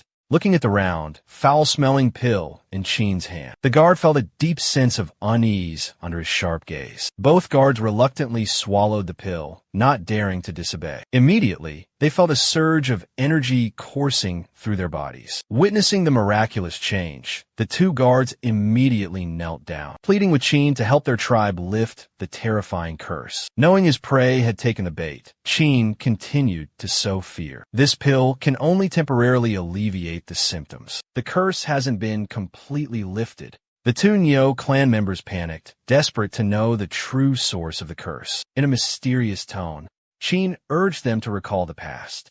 Has anyone in the tribe recently brought back anything related to the Jia clan? The two men suddenly remembered something and immediately pointed towards the depths of the tribal territory. Qin swiftly turned and left, his cold voice echoing through the air, leaving an unforgettable warning for the two Neo tribesmen. Within 3 days, a punishing curse will permanently descend upon this land. Prepare yourselves for the consequences of your actions. Back to the present. Perhaps those watching this now understand why Qin was so certain that in 5 days, the totem pole would return on its own. Neo's face paled as he thought to himself, this kid, could he know something? A vague fear crept into Neo's heart, making him wary of the boy standing before him. From the beginning, this brat had held the upper hand. Neo's voice boomed, attempting to mask his unease. Yin Mo really intends to let this kid represent the entire Yin tribe? The two great elders simultaneously urged Yin and Mo not to let Qin cause further trouble. The Neo tribe possessed earth-shattering strength that the Yin tribe could hardly match. Reconciling with them would be the best course of action. Therefore, it would be best for Qin to step down. Hearing the elders' suggestion to retreat, Aaron immediately rallied the hunting warriors. Even a child dares to charge to the front lines. How can we, as mighty warriors, be willing to back down? Aaron's voice was filled with indignation, except for the two elders. Everyone chanted in unison, Hugo, Hugo. Yin tribe warriors had never feared any battle. Seeing the Yin tribe's leaders showing no intention of yielding, Neo rudely raised his voice. So what do you want? The totem pole was a gift from Akui to us. His tone was arrogant. Qin's voice resonated with charisma. Don't even mention a small tribe like yours. Even the mighty Medaka doesn't scare us. Qin retorted using Neo's own words against him. Didn't you say the weak get bullied? Qin asked, pointing directly at the bull demon king, his voice brimming with confidence. Qin pointed directly at the Neo Moong, his voice dripping with confidence. Today, I'm going to bully you. I declare war. Compensate us, or we fight. Right here, right now. The bull demons behind Neo Moong roared with fury, eager to punish Qin. But Neo Moong held them back with a raised hand. Though seething with rage, Neo Moong calculated his options. If his warriors weren't weakened by the curse, their fighting strength severely diminished. He wouldn't let this arrogant brat act so Shaojong. At this moment, Qin noticed the hesitation in Neo Moong's eyes. Well, made up your mind yet? He pressed. Neo Moong forced a smile and attempted to negotiate. Dongshan trespassed on Xiling. The Bull clan will cede 5 miles of land as compensation. Qin picked at his ear, his face a mask of disdain. 5 miles? Why don't you eat shit? Are you deaf, or is your brain full of water? Hands on his hips, Qin looked like a market woman haggling over prices. Tan roared like thunder. Listen up. I said 10 miles. 10 miles of hunting grounds, not a single inch less. Continuously humiliated by that brat, Neo Dang was about to explode in rage and charge into a fight when a guard beside him stopped him. The guard whispered into Neo Dang's ear, just give him back the totem pillar. In 3 days, the entire Yin clan will be cursed. Then there'll be fish on a chopping block, and we'll hold the knife. The Neo clan will decide everything. Seeing the wisdom in the guard's words, Neo Dang bellowed, fine, 10 miles it is. I agree. Frustrated, Neo Dang turned to leave this wretched place. Suddenly, a massive, swirling black cloud appeared in the sky, drawing everyone's attention. Whatever was hovering in the air left everyone stunned and speechless. What is that? Qin cried out in terror. On the distant horizon, a colossal giant eagle shrieked in terror, desperately flapping its wings to escape. It was fleeing from something unseen, a terrifying fear beyond words. In a blink of an eye, a thick, inky black fog enveloped the giant eagle's entire body. From within its body, a chillingly evil aura suddenly erupted. At the same time, within the Yin tribe, Aaron gasped in horror, his face draining of color. He realized the black fog was spreading at an alarming rate. Impossible! The long winter night. Has it come this early? Aaron exclaimed worriedly. Qin intently observed the black fog, muttering to himself, winter. What kind of winter could obscure even the sunlight like this? This is absurd. It defies all logic, all scientific reasoning. Neo, standing behind Qin, called out loudly, Yin, Yin, the land has been ceded. The totem poles have been handed over. What more do you want? Will you accept or not? Give us a straight answer, the second elder boomed indignantly. 2 totem poles and 10 miles of prime hunting grounds. Isn't that enough to ensure the Yin tribe's survival through the winter? The Grand Elder also spoke, urging Yin, enough, Yin. Things have gone far enough. A cornered animal is dangerous. We shouldn't push the Neo tribe too far, lest we invite disaster upon ourselves. Hearing this, Yin immediately ordered Aaron to return the sacred pillar to the tribe. As the Nyo clan retreated, Chin stood silently, his gaze deep and thoughtful as he watched their figures disappear. No one could fathom the thoughts swirling within his mind. Could some secret scheme be brewing? Meanwhile, Aaron was busy directing everyone to transport the sacred pillar to a safe location. Chin slowly approached. Aaron turned to him, his face filled with respect and admiration for Chin's extraordinary display of power. It was nothing, Chin humbly replied, then inquired about the unusual phenomenon in the sky. Aaron's voice dropped, tinged with melancholy and a hint of fear. This year, the long night of winter has come earlier than usual. This is not a good omen. The phrase long night piqued Chin's curiosity. Aaron continued, his voice laced with sorrow. Last year, during the long night of winter, the Yin clan lost 37 people. Seeing Chin's astonishment at the heavy casualties, Aaron added a sentence that shocked Chin. The entire Yin tribe consisted of only a little over 200 people. Chin furrowed his brows, his face etched with worry. Aaron came to his friend's side to offer comfort. The young man assured him that thanks to the additional totem in the hunting grounds that Chin had bravely secured,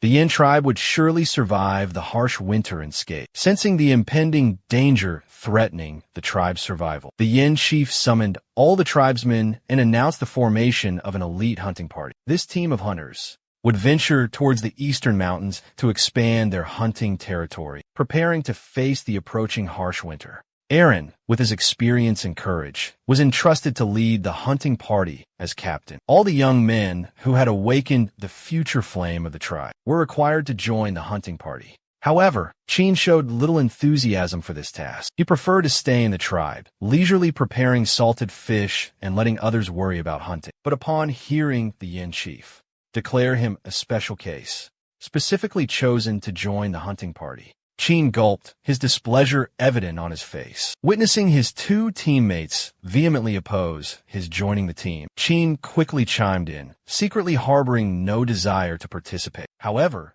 Yin stood his ground, insisting that Chin join to temper himself and hone his martial arts skills. Chin felt like he had swallowed a bitter pill, his heart filled with resentment. He only wished for a leisurely life, tending to his appearance and enjoying the life of a handsome young master. He almost crumbled when everyone unanimously agreed he should participate in the mission. Chin pleaded softly, but seemed no one paid him any mind. Finally, he raised his voice. I have an opinion. Akue, I feel my abilities are still quite limited and completely unsuitable for this mission. Arui quickly interrupted Chin, reminding him that, though still young, Chin was already a brave warrior who once stood tall against the Nyo clan to protect the rights of the Yin clan. Aaron's voice boomed with spirit. Don't worry. Even if I lose my life on the mountain, you will become a celebrated warrior of the Yin clan. Chin frowned, thinking to himself, I don't need that empty glory. The Yin clan leader, enraged, rapped Aaron hard on the head, admonishing, this is just a test for Chin,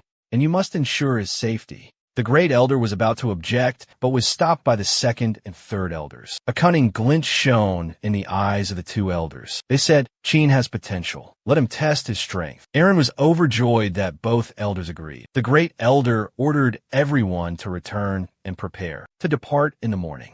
When everyone had dispersed, the second and third elders quietly approached and patted the great elder on the shoulder. The great elder asked irritably, what are you two planning? Why are you so biased towards that boy Chin? The two elders lowered their voices. Don't you see Ago's intention to groom Chin? Perhaps he wants Chin to be the next Ago. The first elder, enraged, flicked his sleeves and stormed off. The second elder sighed and called after him. Our children are still far inferior to Chin. He quietly made his way towards the Yin tribe, but he didn't rush to reveal himself, instead observing from afar. He memorized Chin's every move, determined to avenge the Nyo tribe and make Chin pay dearly for what he had done. Chief Li patiently waited for 3 more days. When Duo Rue's curse enveloped the entire Yin tribe, he wanted to see with his own eyes how the weaklings of the Yin tribe would manage to hold onto the Nyo tribe's 10-mile hunting grounds in Dongshan. The next morning, as everyone gathered at the village gate, a large, round bag suddenly appeared in the distance. Is Chin planning to bring his whole family to the hunting grounds? Someone wondered. Aaron was puzzled, unsure what Chin was carrying in that bag. Chin gave a knowing smile. He said he was just bringing some tools for an experiment. Chui and DM didn't miss the chance to taunt Qin. Qin argued that hunting required strength and courage, unlike fishing, which was just sitting around waiting for bait. Kui queeped, just wait and see. Learn a thing or two. Both of them burst into laughter. Chui even gave Qin a thumbs up, teasing, "You'll definitely become a great hunter someday." Aaron, worried that Qin would be discouraged, went to his side to comfort and encourage him. When they arrived at the hunting grounds, everyone shouted, "Charge!" in unison, and rushed forward. Before them stood a huge and ferocious wild buffalo. Upon seeing their prey, the group immediately charged. Qin stood frozen, eyes wide, watching the hunters lunge at the buffalo. However, the first attack failed. The buffalo bucked, sending the entire group tumbling. Its fierce gaze terrified them, causing them to stumble and fall to the ground. Aaron yelled, using all his strength to grab the buffalo's hind legs, trying to wrestle it down. Qin observed intently and muttered, "Is this how primitive people hunt? So brutal." The buffalo kicked Aaron away with its hooves. The hunters regained their composure and charged again. A man, grievously wounded by a ferocious bull, lay collapsed on the ground. Qin Ding rushed forward to help, but the man suddenly sprang up, roaring defiantly, "I'm not dead yet." He ripped a piece of cloth from his clothes, roughly bandaged his wound, and yelled, "Still fighting? Tigers roar." Qin Ding exclaimed in astonishment, "That kind of bandaging works?" Chui, weapon in hand, leaped into the air and bellowed, "I'm here." Then, with all his might, he hurled his weapon towards the bull. "Chui, where's he aiming?" The spear soared through the air, tracing a magnificent arc, and lodged squarely in the bull's rump. "Ouch!" the bull bellowed. Someone cheered, "Found its weak spot. Everyone attack." The entire group simultaneously aimed their weapons at the bull's rear, mercilessly finishing it off. Qin Ding watched, muttering, "So brutal. This hunting method is hard to learn." Aaron coughed and asked Qin Ding, "How are you feeling?" Qin Ding anxiously inquired about Aaron's wound. Aaron patted Qin Ding's shoulder and said, "I'm fine. Hunting requires courage. You'll get used to a few injuries." Suddenly, Qin's eyes flew open, gazing towards the distant lake. Beside the lake, a colossal beast emerged, even larger than the wild buffalo they had just brought down. Aaron was stunned to find Qin vanished without a trace. Qin, grabbing his gear, sprinted towards the lake. He told Aaron he'd spotted bigger prey and wanted to try hunting it alone. Qin promised to return later. "Bigger?" Aaron asked incredulously. Koi and DM scoffed at Qin. They figured he was lucky to have even caught a rabbit. The first day of the hunt ended in a joyful and lively atmosphere. The Yin tribe had a successful hunt, thanks to the new Dong Sun hunting grounds. Finally, the entire tribe had enough meat to eat their fill. Aaron boomed excitedly, asking everyone to gather all the spoils for distribution. Koi turned to Qin and asked sarcastically, "Where's your share of the spoils?" Yin stood behind Sin, his voice dripping with sarcasm. "Looks like Qin didn't catch any prey. I'm afraid he'll have to return empty-handed." Qin remained calm, leisurely enjoying his fruit. Yin and Kuei, furious, raised their voices in question. Qin hastily took several large bites, then waved his hand dismissively behind him, declaring, "This is my prize for today." Everyone's eyes widened in astonishment as Qin tossed a half-eaten wild berry onto the table, his face completely devoid of embarrassment. Qin grinned, revealing his white teeth. Aaron picked up the berry and handed it back to Qin, saying, "Keep it for yourself." He then ordered the spoils to be divided. Each hunter received a large portion of meat, including Qin. Clutching his portion of meat tightly, Qin looked towards an elderly tribesman, advising, "Joining the hunting party is a good thing. Everyone should try it out." Turning to leave, Qin exclaimed, "Primitive life is truly wonderful." The elderly and frail tribesmen only received meager portions of bone and scraps. A heavy sigh echoed through the air. The hunting team wasn't a place where anyone could just join as they pleased. Seeing Qin contribute nothing, yet still receive a share of the hunt, the seasoned hunters felt a deep sense of injustice. The tribe elders also expressed their outrage, believing Qin only brought back a common wild berry and shouldn't receive a reward equal to theirs. Finally, someone recounted the events to Aaron, but he was cut short. Aaron explained that this was an unbreakable rule of hunting teammates. Since Qin participated, he was entitled to a share like any other member. Yin pointed at a severely injured hunter and loudly protested, "We fought bravely even when injured. But that Qin, before Yin could finish, his grandfather stopped him. He reminded Yin that this was only Qin's first day, and even Yin himself, on his first hunt, only caught a tiny mouse. Yin still tried to argue. That's still better than Qin. He only brought back a half-eaten berry. The two elders roared. Silence. Our permission to hunt on Dongshan is all thanks to Qin. If you continue to speak like this, I will not tolerate it any longer. Yin sighed, lowered his head, and obeyed. The two elders seemingly defended Qin, saying that he was still young, needed encouragement, and everyone should have faith in him. Aaron also expressed his confidence that Qin would have a better performance tomorrow. The second day, in the Dongshan hunting grounds, Qin diligently tied a rope around a tree trunk, whistling softly as he dug a deep pit. Then, he meticulously camouflaged the mouth of the pit, cleverly concealing the trap. Standing up straight, he carefully observed and measured, muttering to himself. The trees and pit traps are complete. The underwater trap was also carefully and thoughtfully calculated by Qin. Looking at the series of numbers and equations he had solved, Qin smiled confidently and exclaimed, "There are no more loopholes." Holding 2 wild fruits in his hands, Qin gave a mischievous grin. Aaron pointed at the fruit and asked loudly, "Are these your spoils for today?" Qin nodded in affirmation. He took a bite of one fruit and tossed the other onto the table, teasing, "Feel free to enjoy. Don't be shy." This time, Aaron seemed to have reached his limit, yelling at Qin, "You haven't even considered hunting any wild animals?" Qin grinned back. "It takes time," he replied, then added, "Besides, eating meat every day is bad for your cholesterol." Koi and DM looked at each other blankly, having no idea what cholesterol was. Seeing everyone's angry stares, Qin grabbed a large piece of meat and a wild fruit and declared, "My beloved fruit gets a share again." Day 3. Today seemed like a promising day for hunting, as the group spotted a herd of gazelles drinking by the riverbank.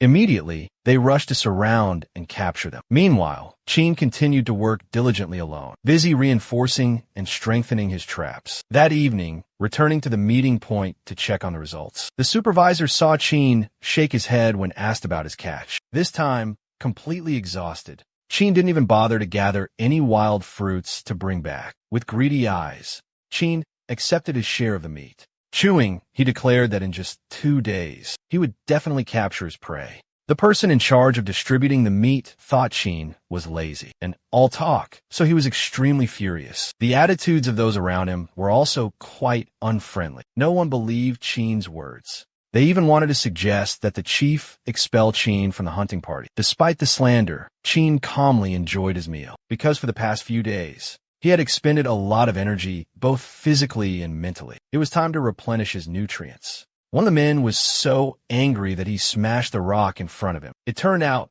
that Li of the Nyo tribe had been secretly watching the Yin tribe from afar. He roared indignantly, "That's right, I can do it 100 times better than him. Even if I close my eyes and search, I'm sure I'll find bigger prey than that guy."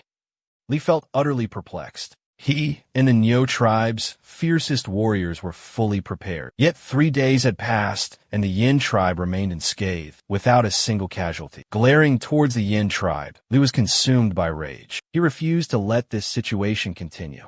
He wanted to make the Yin tribe taste fear, to show them that the reputation of the Nyo tribe's warriors was not just for show. On the afternoon of the 4th hunting day, Qin Lai dragged himself back to the Yin tribe, muttering endlessly with an exhausted expression. "I'm nearly dead from working all day. I wonder what everyone else managed to gather." Looking up ahead, Qin Lai gasped in shock.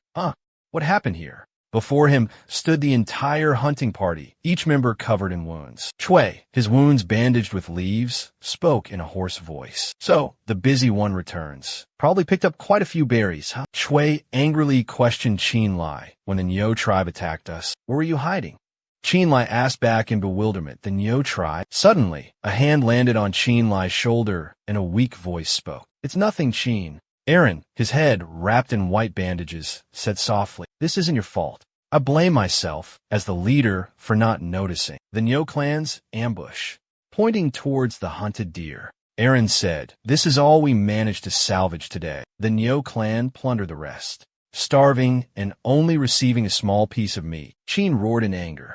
"Those damn Nyo, they dare steal from us." Aaron cautioned, "Qin, next time you hunt in the Eastern Mountains, be very careful. The Nyo clan are still lurking there." Seeing Aaron injured, Qin silently vowed revenge. Just you wait. At the Qing Man tribe. After enduring the arduous Shan high trials, Qing, unconscious, was brought back to the tribe by Jiaro. He had been in a coma until now, finally awakening. How long? How long have I been out? Qing mumbled after his long slumber. Qing's consciousness was still hazy, not fully awake. The last memory lingering in her mind was the powerful blow from the Mangxi's tail. Suddenly waking up, Qing hurriedly asked her handmaid, "How long have I been lying here? What were the results of the Shanghai trial?" The 3 handmaids quickly replied, "My lady, the Shanghai trial ended 5 days ago." Qing's voice was filled with panic. "What, 5 days? I've been unconscious for 5 days. So what was the final result of the Shanghai trial?" The handmaids in the room all congratulated her in unison. "Congratulations, Madaka. Grandmaster Jiarong has agreed to come to our tribe to teach you the secret Guwu arts." Hearing the congratulations, Qing was still doubtful. She thought to herself, could it be that I actually won? In Qing's mind, the image of that annoying brat suddenly appeared. Qing got out of bed and ordered her handmaids to prepare for departure. She wanted to go to the Yin tribe. Hearing the handmaid's question, Qing spoke up, "We're preparing a clan trial for someone, but the clan token hasn't been given out yet." The servant girl gently reminded Qing that she had just recovered, and soon she would have to study magic with the clan leader. "Leave the trivial matters of the Yin clan to me and the other servants." Qing muttered to herself, "Trivial matters? What matters?" At the Dongshan hunting grounds, Qin Shu was checking the wooden traps he had set, but he felt they weren't powerful enough. His gaze landed on a hanging stone trap, dangling from a high tree branch. A satisfied smile crept onto his lips. "This one will definitely hold up against a large force," Qin Shu thought to himself. Next, he went over to a deep pit trap he had dug himself, contemplating whether to increase its steepness. Stroking his nose, Qin Shu chuckled to himself, thinking proudly. Finally finished. From east to west, north to south, from land to water, Qin Shu had set traps all over the area. Everything had fallen perfectly into place. After days of arduous toil, the entire 10-mile hunting grounds of Mount Dongshan was now under Qin's complete control. Without his guidance, anyone who strayed into this area would surely face countless dangers. A cold glint flashed in Qin's eyes as he muttered, "From now on, kill one if I see one, kill 2 if I see a pair." In the midst of his triumph, the ground suddenly shook violently, sending Qin sprawling face first into the dirt. Curiosity piqued. He pinpointed the direction of the tremors and headed towards the source. Parting the tall grass, Qin saw 2 three-eyed giant wolves growling ferociously, confronting a massive panda. He never expected that after being transported back to prehistoric times, he would have a chance to encounter a national treasure. The ferocious, three-eyed wolf lunged at the panda with its sharp claws extended. The panda effortlessly blocked the attack with its powerful paw. The fierce clash between the 2 beasts made the earth tremble, making the earth tremble violently. Qin hid in the thick grass, watching the fierce battle, while the three-eyed wolf was still reeling from the first surprise attack. The panda, quick as lightning, grabbed its leg, causing the wolf to thrash wildly in panic. The panda sneered contemptuously, using its immense strength to squeeze the three-eyed wolf's leg tightly. Then, lifting it like a heavy weapon, it hurled the wolf toward the other one. Qin gasped in astonishment, thinking to himself, "Good heavens, where did such an incredibly powerful panda come from?" Before him, the panda stood majestically like a god. The 2 wolves lay sprawled on the ground, covered in blood. Could this be a real-life kung fu panda? Qin muttered, breaking out in a cold sweat. Suddenly, the panda whipped its head around, its sharp eyes like knives, glancing towards Qin hiding in the bushes. It loud an earth-shattering roar. Qin, terrified, raised his hands in surrender, tried to appear harmless. He stood up and stammered, "Hello, hey, Panda Bear. I'm just passing through. No intention of bothering you." The panda narrowed its eyes, sizing up Qin. Its expression showed clear disdain for the skinny, seemingly weak man. Seeing the panda turn to leave, Qin felt a sting of disrespect. The panda lumbered off with its 2 freshly acquired prizes. Qin suddenly yelled, "Hey, stop right there." But it was too late. The panda plunged into a freshly sprung trap. Qin muttered, "I just set that trap this morning. Chin peered down at the rotund panda at the bottom of the pit, thinking to himself, I wonder if it's hurt. It fell from that height, but looks completely fine. The panda tried to climb out, but its paws kept slipping on the loose dirt. Chin scoffed. Trying to climb out? Not so easy. This pit's designed with a sloped surface, he thought smugly. Ever since that Chin girl jumped out, I've been researching and improving this trap. Unable to climb out, the panda resorted to acting cute. Chin blinked, staring intently at the trapped panda, hesitant about whether to free it. After all, it was a national treasure. Suddenly, the clever panda gestured, offering to share a portion of the wolf as a reward if Chin would help it escape. Greed surfaced. Chin wanted both portions, but the panda firmly shook its head. Like a seasoned negotiator, the panda held up 6 fingers, signaling it wanted 6 portions. Chin chuckled. 6 portions? You know how to bargain, huh? Don't worry, I won't take it all from you. He gestured, telling the panda to wait patiently. Then, he turned and tossed a piece of fresh bamboo shoot onto the ground in exchange for the remaining wolf meat. The panda stared blankly at the bamboo shoot, a confused expression on its face, unsure what to do with it. Chin, munching on a piece of the shoot, asked, What's wrong? Have you never eaten this before? Mimicking Chin, the panda took a tentative bite, then its eyes widened, and it began to munch happily. Seeing the panda give a thumbs up, agreeing to the trade, Chin thought to himself, could this be the first bear in history to enjoy bamboo shoots? Deal sealed. Chin lowered the net for the panda to climb up, having just escaped the pit. The panda thought to renege, but was immediately captivated by the pile of delicious bamboo shoots Chin had prepared. Chin led it to the bamboo forest where countless shoots sprang up. The gluttonous panda snapped off an entire bamboo stalk and munched on it. Finding it hard to swallow, it furiously grabbed Chin by the collar, making him cry out in alarm. It must be frustrated because it can't eat it.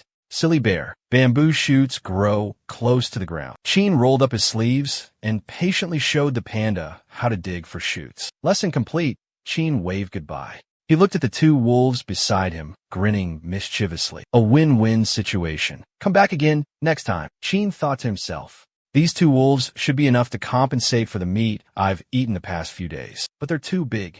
I need to tell Uncle Aaron. Suddenly, Chin heard a strange noise in the distance. He cautiously scanned his surroundings. In this hunting area, Li, leading the Nyo clan, had a smug look on his face as he bellowed. The Yin clan looked so pathetic and wretched. How laughable, how pitiful. Hidden in the dense foliage, Chin listened intently to every word Li uttered. Of course, it's as clear as day. With me here, those weak Yin clan fools can't even withstand a single blow. The Nyo clan members behind Li cheered and praised him relentlessly. They flattered and fawned over him. They believed Li alone could take on half of the Yin clan's elite hunting squad. Even their famed archers tremble before my might. As long as I am here, let's see those Yin clan cowards try to fight us for Dongshan. Li's voice boomed, signaling for everyone's attention. We are now entering deep into Dongshan territory. From above, Chin, using a listening device he had crafted himself, monitored every move of the Nyo clan.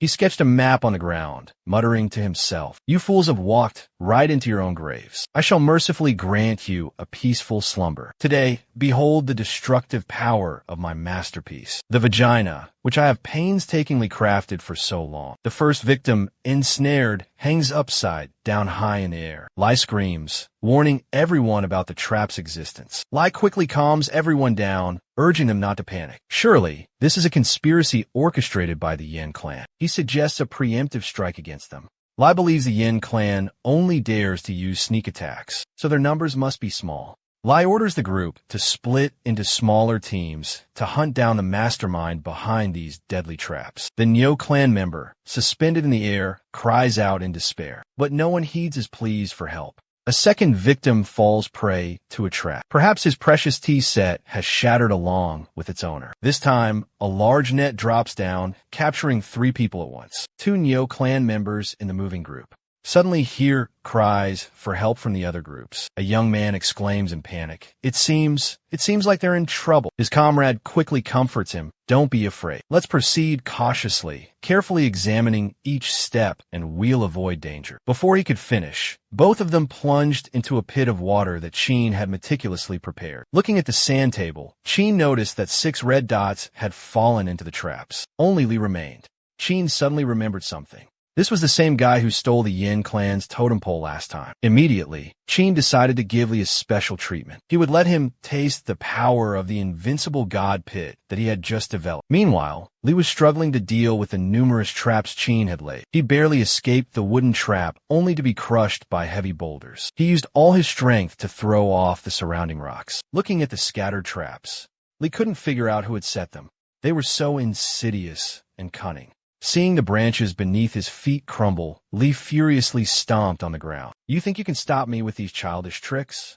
Don't even dream of it, you damn Qin. But Li didn't expect that this was also one of Qin's traps. A stream of golden liquid poured down on Li's head. Honey, Li roared in fury. Who did this? Show yourself. Qin chuckled from his perch in a tree. Oh, the sweet nectar of the golden bee. Can it compare to the sweetness of love? It is you. Li glared at Qin.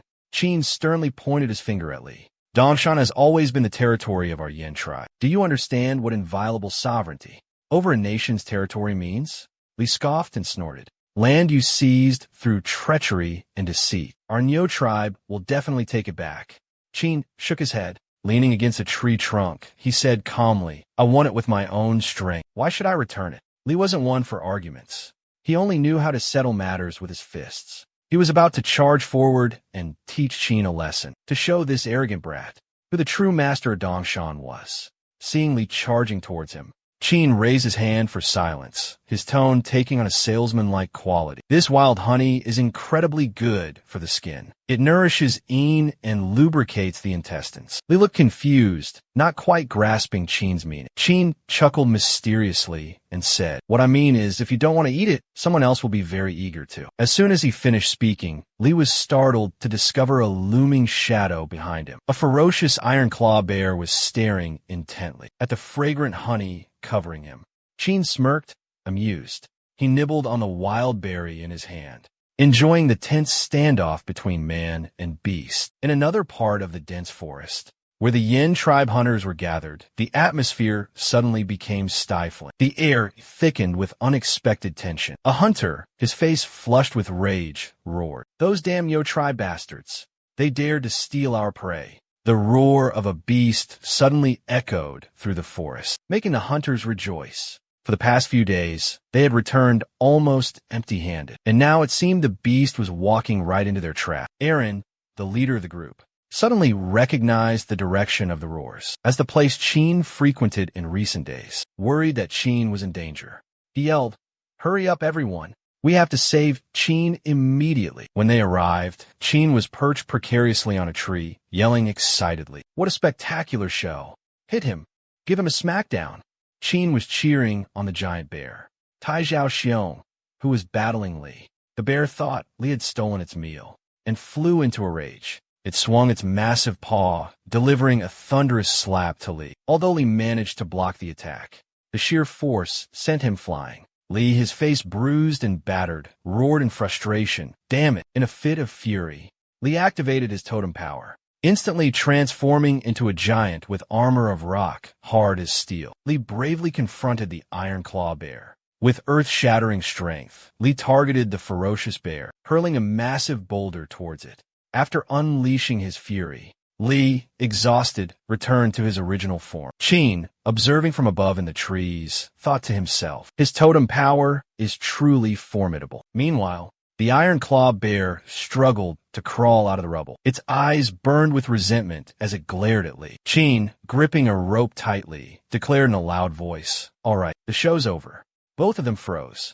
Next came Qin's punishment for his gladiators. Qin yanked the rope, triggering a deep pit trap he had prepared beforehand. Neither Li nor the iron claw bear could react in time. Plummeting into the deep pit, Aaron and the group of hunters arrived just in time, shouting, Qin, are you hurt? Everyone looked around, their faces stunned as they witnessed both Li and the black bear lying unconscious at the bottom of the deep pit. Laughter erupted, echoing through the forest. No one could contain their amusement. Suddenly, a member of the Yin tribe accidentally triggered a trap. The net hidden beneath his feet sprang up and snaring him. Aaron and everyone else gasped in horror. Qin urgently shouted, Don't move, let me help you. But before he could react, Aaron also fell into a trap. Qin, with an innocent expression, jokingly said, My boy, you really don't know anything, do you? Li gradually regained consciousness, his mind still hazy. His eyes darted around in confusion. When he looked up, his heart pounded in his chest, as he saw Tai Xiaoxiong also opening his eyes and fiercely charging towards him. With no time to dodge, Li used both hands to try and block the ferocious bear's sharp teeth, and hurled it with all his might against the earthen wall. Tai Xiaoxiong was only slightly dazed, but instantly sprang up to continue attacking Li. The ferocious growls and the sounds of tearing flesh terrified Li. When he opened his eyes, the ferocious bear lunged towards him. But right before his eyes, sharp spears pierced through the bear's body. Qin, standing at the edge of the pit, smiled and said to Li, "Are you satisfied with this special room?" Li, still terrified, cursed Qin as a coward, unwilling to face him in a direct fight. Qin waved his hand, telling Li to stay there and enjoy himself. Li roared furiously. "You think I can't get out of here?" He channeled all his totem power into his hands and quickly climbed. Qin sat perched on the edge of the pit, applauding. "Impressive. You truly are capable." As Li climbed closer to the edge of the pit, Qin suddenly turned and picked up a large rock. Li just placed his hand on the edge of the pit. Qin Zong swung the large rock, smashing it directly onto his head. He roared, "Strength, huh? You sure about that?" Li was struck dazed, his head spinning. He still stubbornly tried to climb up, but his head was already covered in lumps of all sizes. Witnessing Qin Zong brutally tormenting the tribe's warriors, Li's fury ignited into a raging inferno. Talking only brings more pain. Qin Zong coldly spoke, his club strikingly hard. Even with his face swollen like a pig's head, Li remained defiant, refusing to yield. He roared a challenge, demanding a duel with Qin Zong. Qin Zong paused, then instantly unleashed a devastating kick to Li's face. "A duel? Fine," he bellowed. Li crashed to the bottom of the deep pit.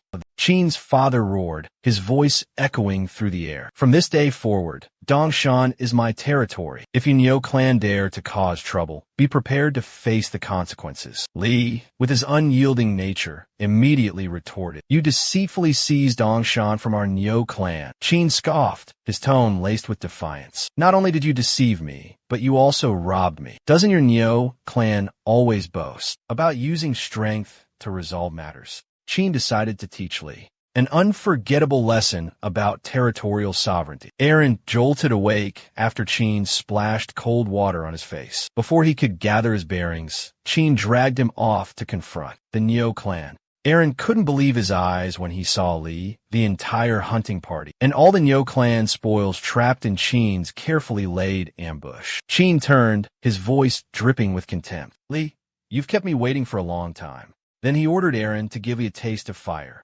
Aaron instantly summoned his totem. Qin's menacing aura, fueled by raging flames, terrified his opponent. "If you continue to resist, I will burn you to ashes." Li roared indignantly, filled with wrath. "You dare threaten me? I am." Qin scoffed, cutting Li off mid-sentence. "I know you're a valiant warrior, unafraid of death. You've repeated that line so many times, I'm sick of hearing it." From above, Qin bellowed furiously, his brutal voice echoing throughout the land. "Today, you Nyo clan bastards will not leave here alive." Li shrieked in desperation. "You wouldn't dare?" Qin retorted coldly. "Let me show you that I'm not all talk." Realizing he was facing a madman consumed by rage, Li gritted his teeth and was forced to compromise. He declared his retreat from Dongshan. Qin pretended not to hear and spoke louder, prompting Li's request. Li was forced to yell, "We'll withdraw from Dongshan. Release my men." But Qin refused. He believed that releasing them so easily would make him lose face, injuring them and seizing a substantial amount of spoils. Li reluctantly agreed to return the prey he had stolen. Aaron tried to persuade Qin to accept the deal, but Qin immediately objected. He worried that Li would return for a surprise attack after escaping. Li then offered to use the ancestral covenant as proof of his promise. Meanwhile, at the Yin tribe, loud shouts and curses echoed. Chui was furious that their hunted meat had been completely plundered. This left him and the other injured men with nothing but grass and plants to eat. His subordinates hurriedly consoled him, saying there would be meat once the hunting party returned. Enraged, Chui grabbed the collar of the subordinate who had just spoken. He believed the man was looking down on him just like Qin, enjoying the fruits of their labor without lifting a finger. Yin suddenly appeared, announcing the hunting party's triumphant return with a large haul of spoils. Quiese resentment intensified at the thought of Qin receiving a share like everyone else. He was determined to stop Qin from continuing to benefit unfairly. Shui believed that tolerating Qin was an insult to the entire hunting team. The surrounding crowd began to echo his sentiments. Shui rallied everyone to follow him. This time, he absolutely wouldn't let Qin get away with it. At the village gate, villagers gathered, excitedly chattering about the hunting party's abundant spoils, promising a lavish feast to come. A long procession of trophies was hauled in, leaving everyone wide-eyed in amazement. Aaron reported on the successful hunt, a haul of 10 enormous beasts. This was the Yin tribe's greatest triumph yet. The chief, beaming, ordered the distribution of the spoils, giving priority to the hunting party. Yin, leading a group of men, appeared aggressively, shouting, "Hold on. Wait a moment before we divide things. We have something to say." The Grand Elder roared, "Shui, what are you doing? Stand down." The crowd behind Shui and Yin erupted in unison, demanding Qin's expulsion from the hunting party. They accused him of being a coward and a freeloader. The chief's cheerful expression vanished, replaced by a stern gaze. "What is the meaning of this? What are you doing?" Shui boldly addressed the chief. They insisted that Qin had never contributed anything to the hunting team this whole time, and from this hunt's spoils, Qin didn't deserve a single piece of meat. Those standing behind Shui echoed his sentiment, loudly voicing their strong objections to Qin receiving an equal share of meat with the seasoned hunters. They argued that he hadn't broken a single sweat. Aaron started to speak up for Qin, but Shui immediately cut him off. "Uncle Aaron, there's no need to say anything more. We can't tolerate this any longer." Dain chimed in, her voice filled with indignation. "Chief, your decision to allow Qin to join the hunting team was already baffling enough. But Qin has failed to live up to everyone's expectations." Dain put on a dramatic performance, her face a mask of outrage as she recounted how she initially thought Qin was too young. Seeing Qin's potential, Kuei was eager to teach him hunting skills, but Qin showed no interest in learning. He spent his days eating and drinking, contributing nothing to the hunting team. During a surprise attack on the team, everyone fought bravely, risking their lives to resist, but Qin vanished without a trace. Kuei, along with the wounded, felt their blood had been shed in vain. They had fought for the tribe, while Qin had done nothing. Hearing this, Aaron exclaimed in astonishment, "Everyone, you've misunderstood." But Kuei angrily retorted, his eyes filled with rage. "We haven't misunderstood anything. If Qin isn't punished, how can we maintain discipline? No one plead for him today." The crowd behind him echoed his sentiment, determined to expel Qin from the hunting team. Seeing the tension escalate, the great elder spoke up. "Chief, what everyone's saying has some merit. Qin's actions are truly difficult to accept." Aaron persisted in explaining. However, the great elder intervened just in time, advising the chief to let the leader make his own decision. Croy, convinced that the boisterous crowd had overwhelmed Qin's spirit, bellowed for Qin to kneel down and apologize to the entire tribe. He wouldn't let Qin get off so easily. Meanwhile, Qin was sound asleep on the back of a large bear when he was abruptly awakened by the noisy commotion. The chief was about to announce Qin's punishment when Aaron suddenly stepped forward. He boomed, "Everyone, be silent and listen to me." Aaron pointed directly at Qin, revealing a shocking truth. All of today's hunting spoils were single-handedly achieved by this boy. Aaron's words left the chief and everyone else stunned and speechless. He pointed at the two ferocious three-eyed wolves, firmly stating that Qin had taken them down alone. Qin looked pleased with himself.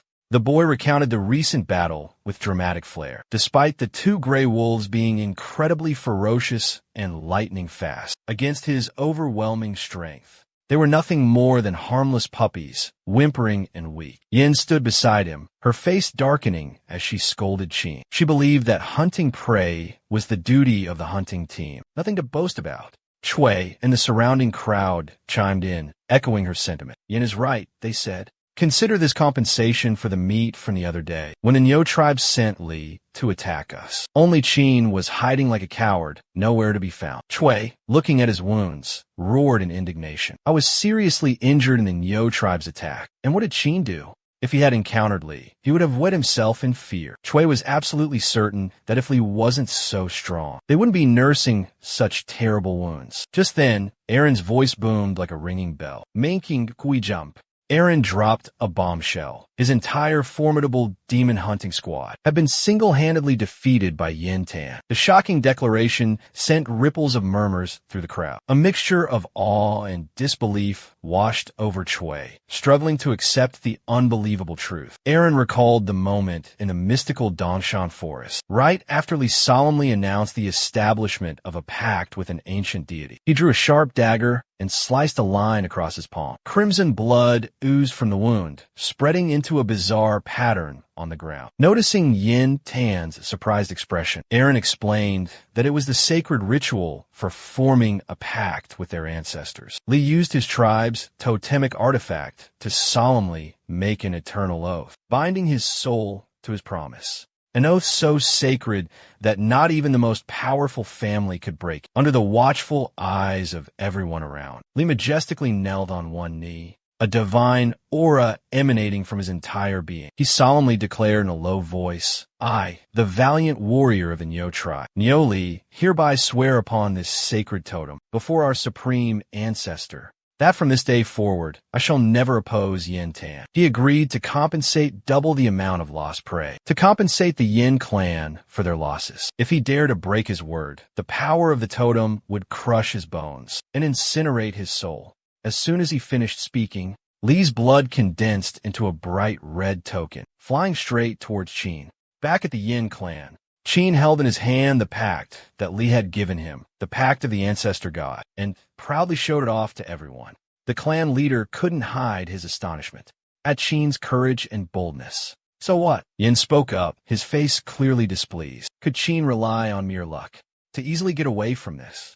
The crowd was unwilling to accept this. Those who sided with Kuei and Yin immediately started shouting, protesting vehemently. Amidst the chaotic crowd, a small girl pushed her way to the front. Seeing a familiar face, the little girl joyfully exclaimed, Brother Qin, did you bring back more spoils to share with everyone?" The little girl's innocent words utterly astonished the crowd. Qin looked at the little girl, a bright smile gracing his lips. He seemed very close to this little sister. Yin was skeptical, suspecting Qin was just a lazy glutton, unable to hunt enough to share with others. Yin suspected the little girl was planted by Qin, intentionally fabricating this story to gain everyone's favor. Qin is not pretending. The calm voice of an elderly man suddenly rose from below. He was the one who frequently received food supplies from Qin. Undeniably, both Yin and Kuei were stunned into silence. More and more frail elders, the sick, all spoke up, confirming they had received Qin's generous help. The little girl beamed brightly. "That's right, Brother Qin.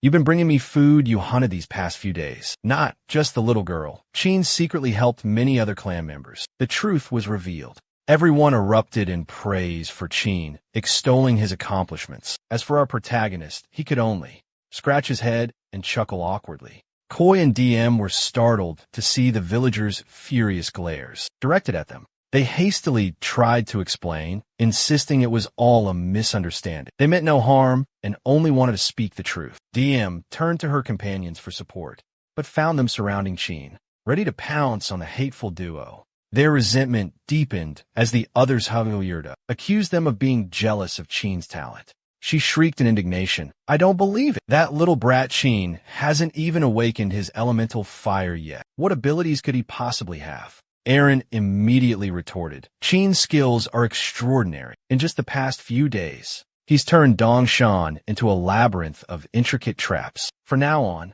the Yin tribe could hunt in peace, no longer needing to worry about enemy invasions." Yin and Kuei were even more enraged watching Qin boastfully gloat to everyone. "It's just a trivial matter. Qin is still small and weak. He could only resort to tricks." Kuei lunged towards Qin, but before he could strike, a firm hand delivered a critical blow to his head. A furious roar echoed.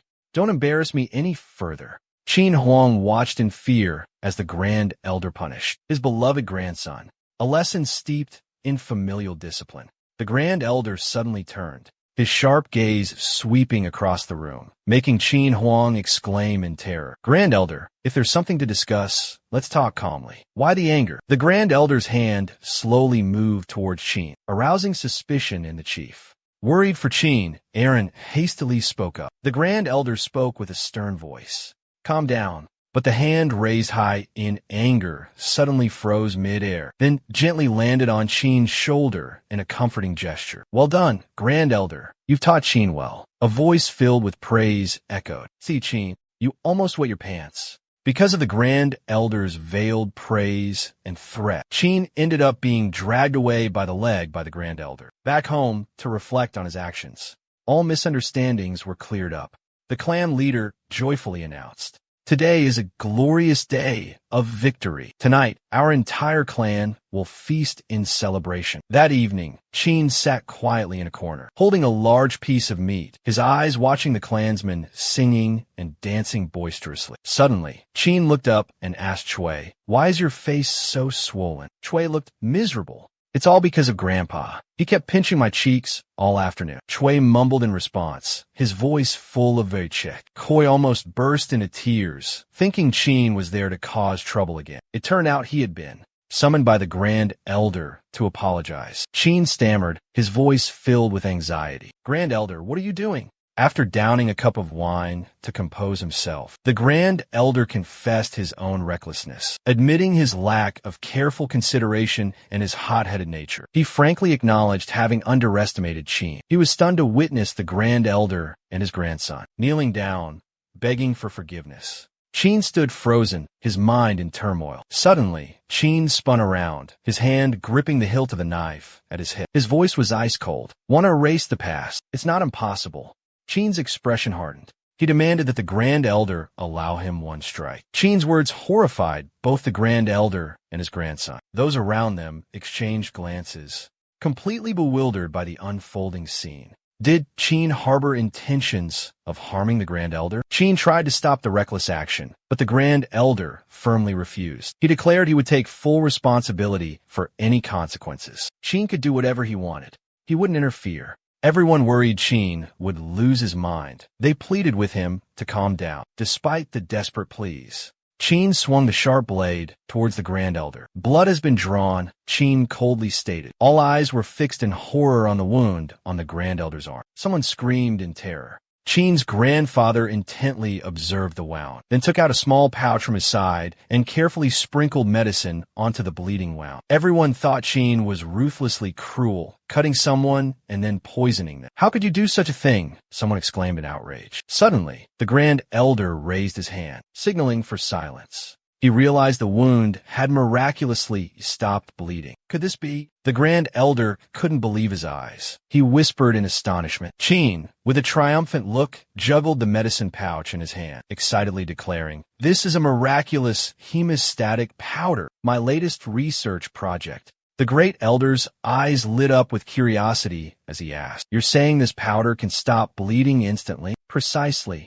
Qin affirmed. The young man explained that slashing the Great Elder was just a demonstration to prove the medicine's miraculous effects. Qin smirked to himself, thinking, how could these primitives know about the existence of Yunnan Bai Yao? The Great Elder, holding the pouch, exclaimed joyfully, "Well struck. With this treasure, even a few slashes are nothing to fear." Then, the Great Elder mumbled to himself, "Why not try it on myself?" Qin turned to him with a cold tone. "Medicine can't cure stupidity. Surely you understand this simple principle." Qin acted like an adult lecturing a child, implying Kuei was naive and needed more time to understand. Kuei felt utterly pathetic. His grandfather was now only interested in the miraculous medicine, completely oblivious to his presence. The clan members chanted Huga in unison, their excitement palpable as the Grand Elder described the miraculous medicine. "With this treasure, our hunting party will no longer fear casualties." It was their 10th consecutive day of hunting, and this was their 3rd kill of the day. Thanks to Qin's ingenuity, the hunting team's efficiency had dramatically improved. A hunter, holding a freshly caught bird, admired the reusable trap. "Amazing. It can catch prey on any terrain. Suddenly, a clan member rushed in with news of a large prey caught in a trap. Everyone rushed to see the massive beast trapped in the pit, comparing it to the meager catches of the past and marveling at their progress. This is enough to feed our entire tribe for days. Chin's prestige grew, earning him the love and absolute trust of everyone. Whispers began to circulate among the crowd.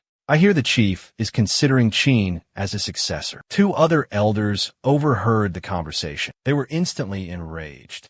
They roared at the crowd, furious that internal matters were being discussed so openly. The two elders suddenly noticed a shift in the Grand Elder's demeanor. He didn't show any anger at the surrounding gossip, but instead praised Chin's exceptional talent. The Grand Elder thought simply and profoundly. True leadership belongs to those who possess true ability. If Chin truly desired this position, he needed to further demonstrate his capabilities to convince everyone. Hearing the Grand Elder's wise words, the other two elders fell silent, their eyes seeming to scheme. The hunting expedition had been incredibly successful, the spoils piled high. The person in charge of collecting the spoils announced that they had exceeded today's quota.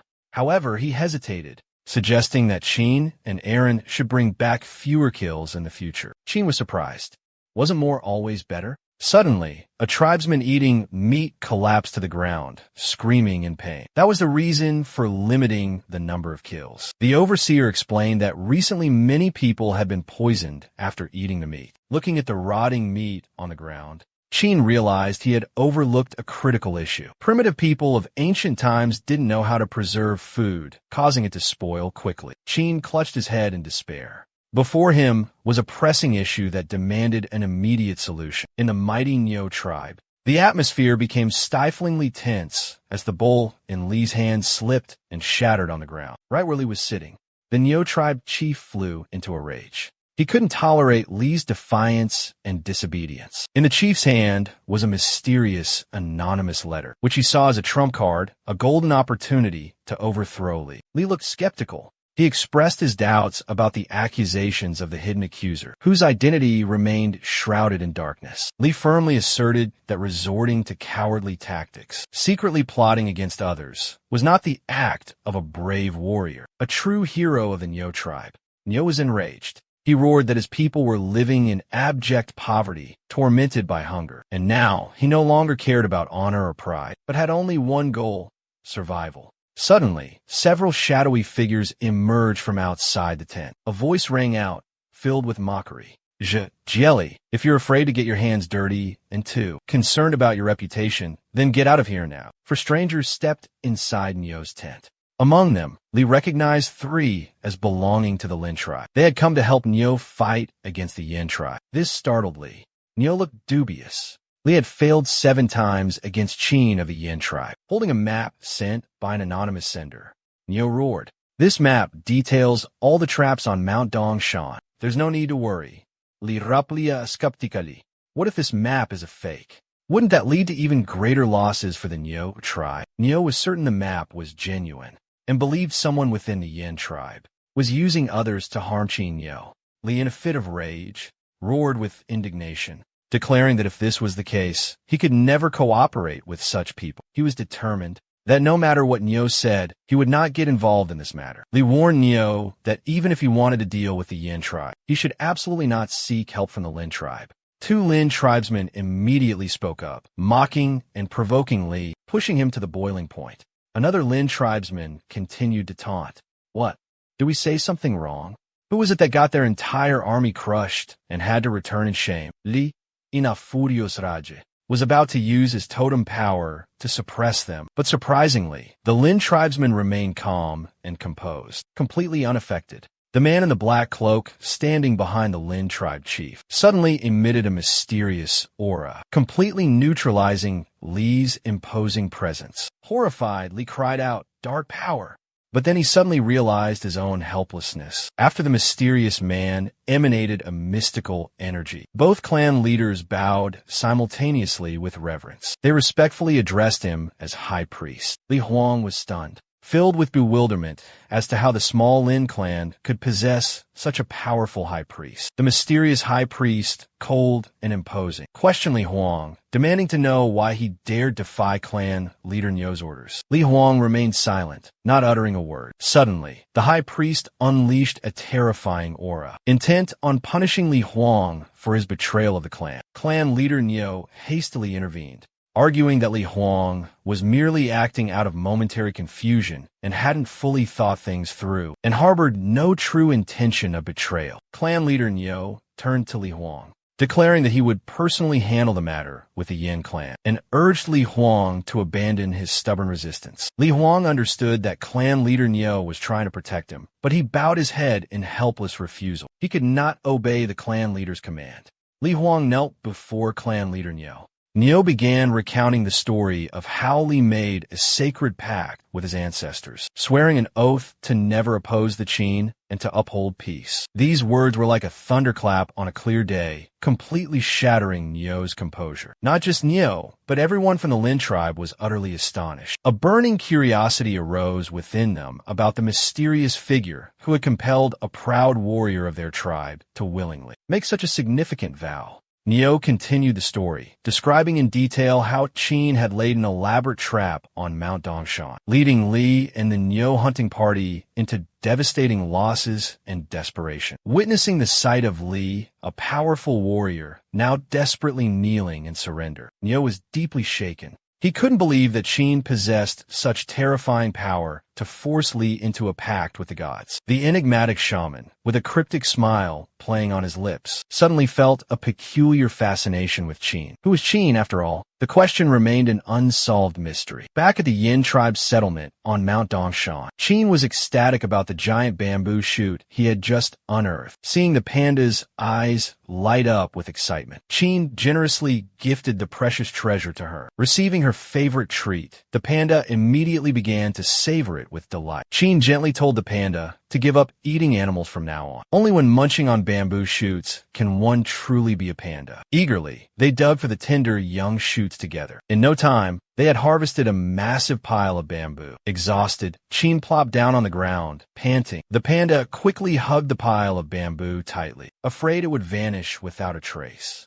Her adorable appearance made Qin's heart flutter even more. Qin waved goodbye to the panda. The young man had to return to his tribe. The panda was reluctant to see him leave, but after hearing Qin's promise to return tomorrow, she decided to gift him a fresh, delicious bamboo shoot. Qin chuckled with delight.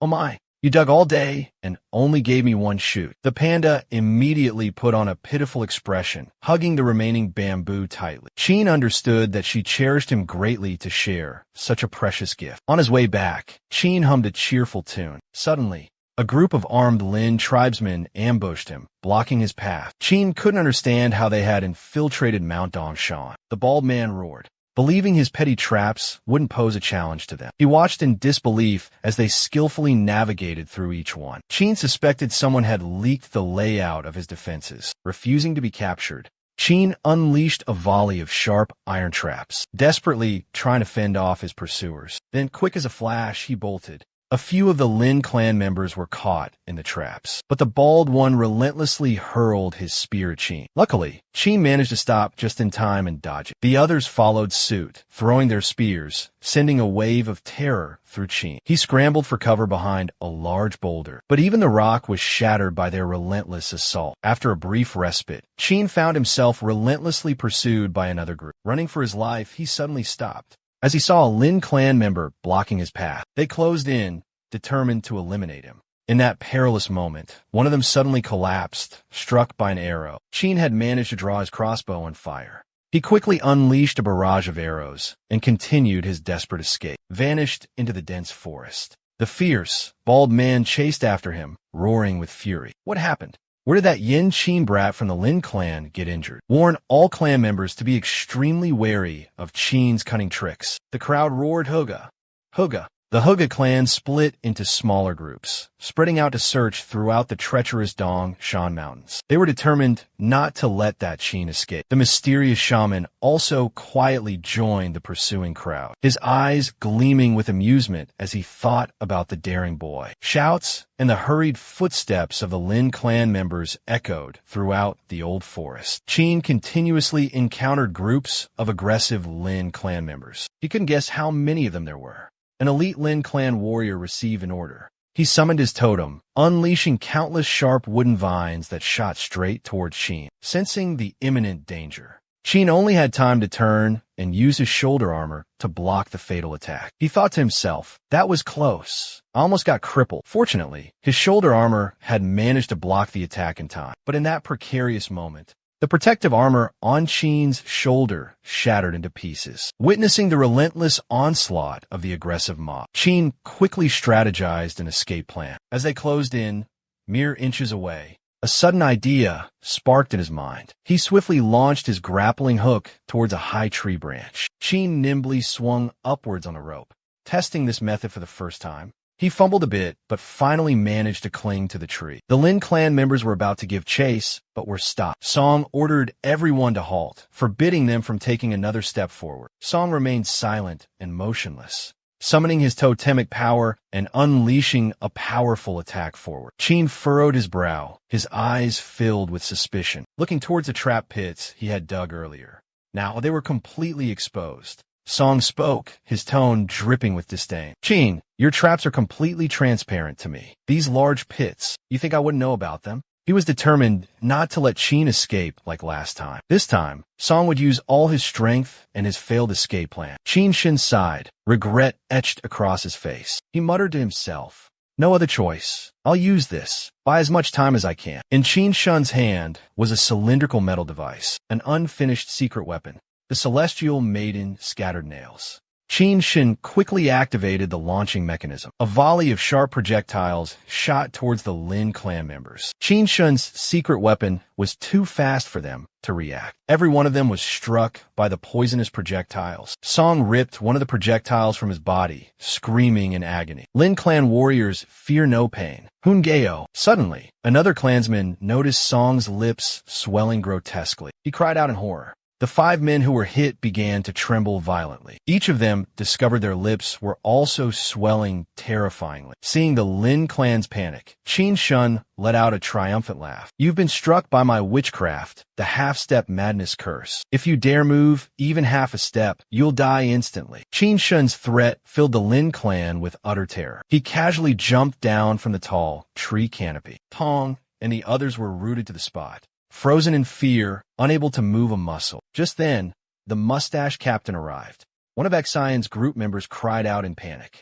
The captain immediately ordered everyone to stay put, promising to rescue them after capturing Qin. Qin frowned at the newcomers, who were aggressively pursuing him. He quickly fled.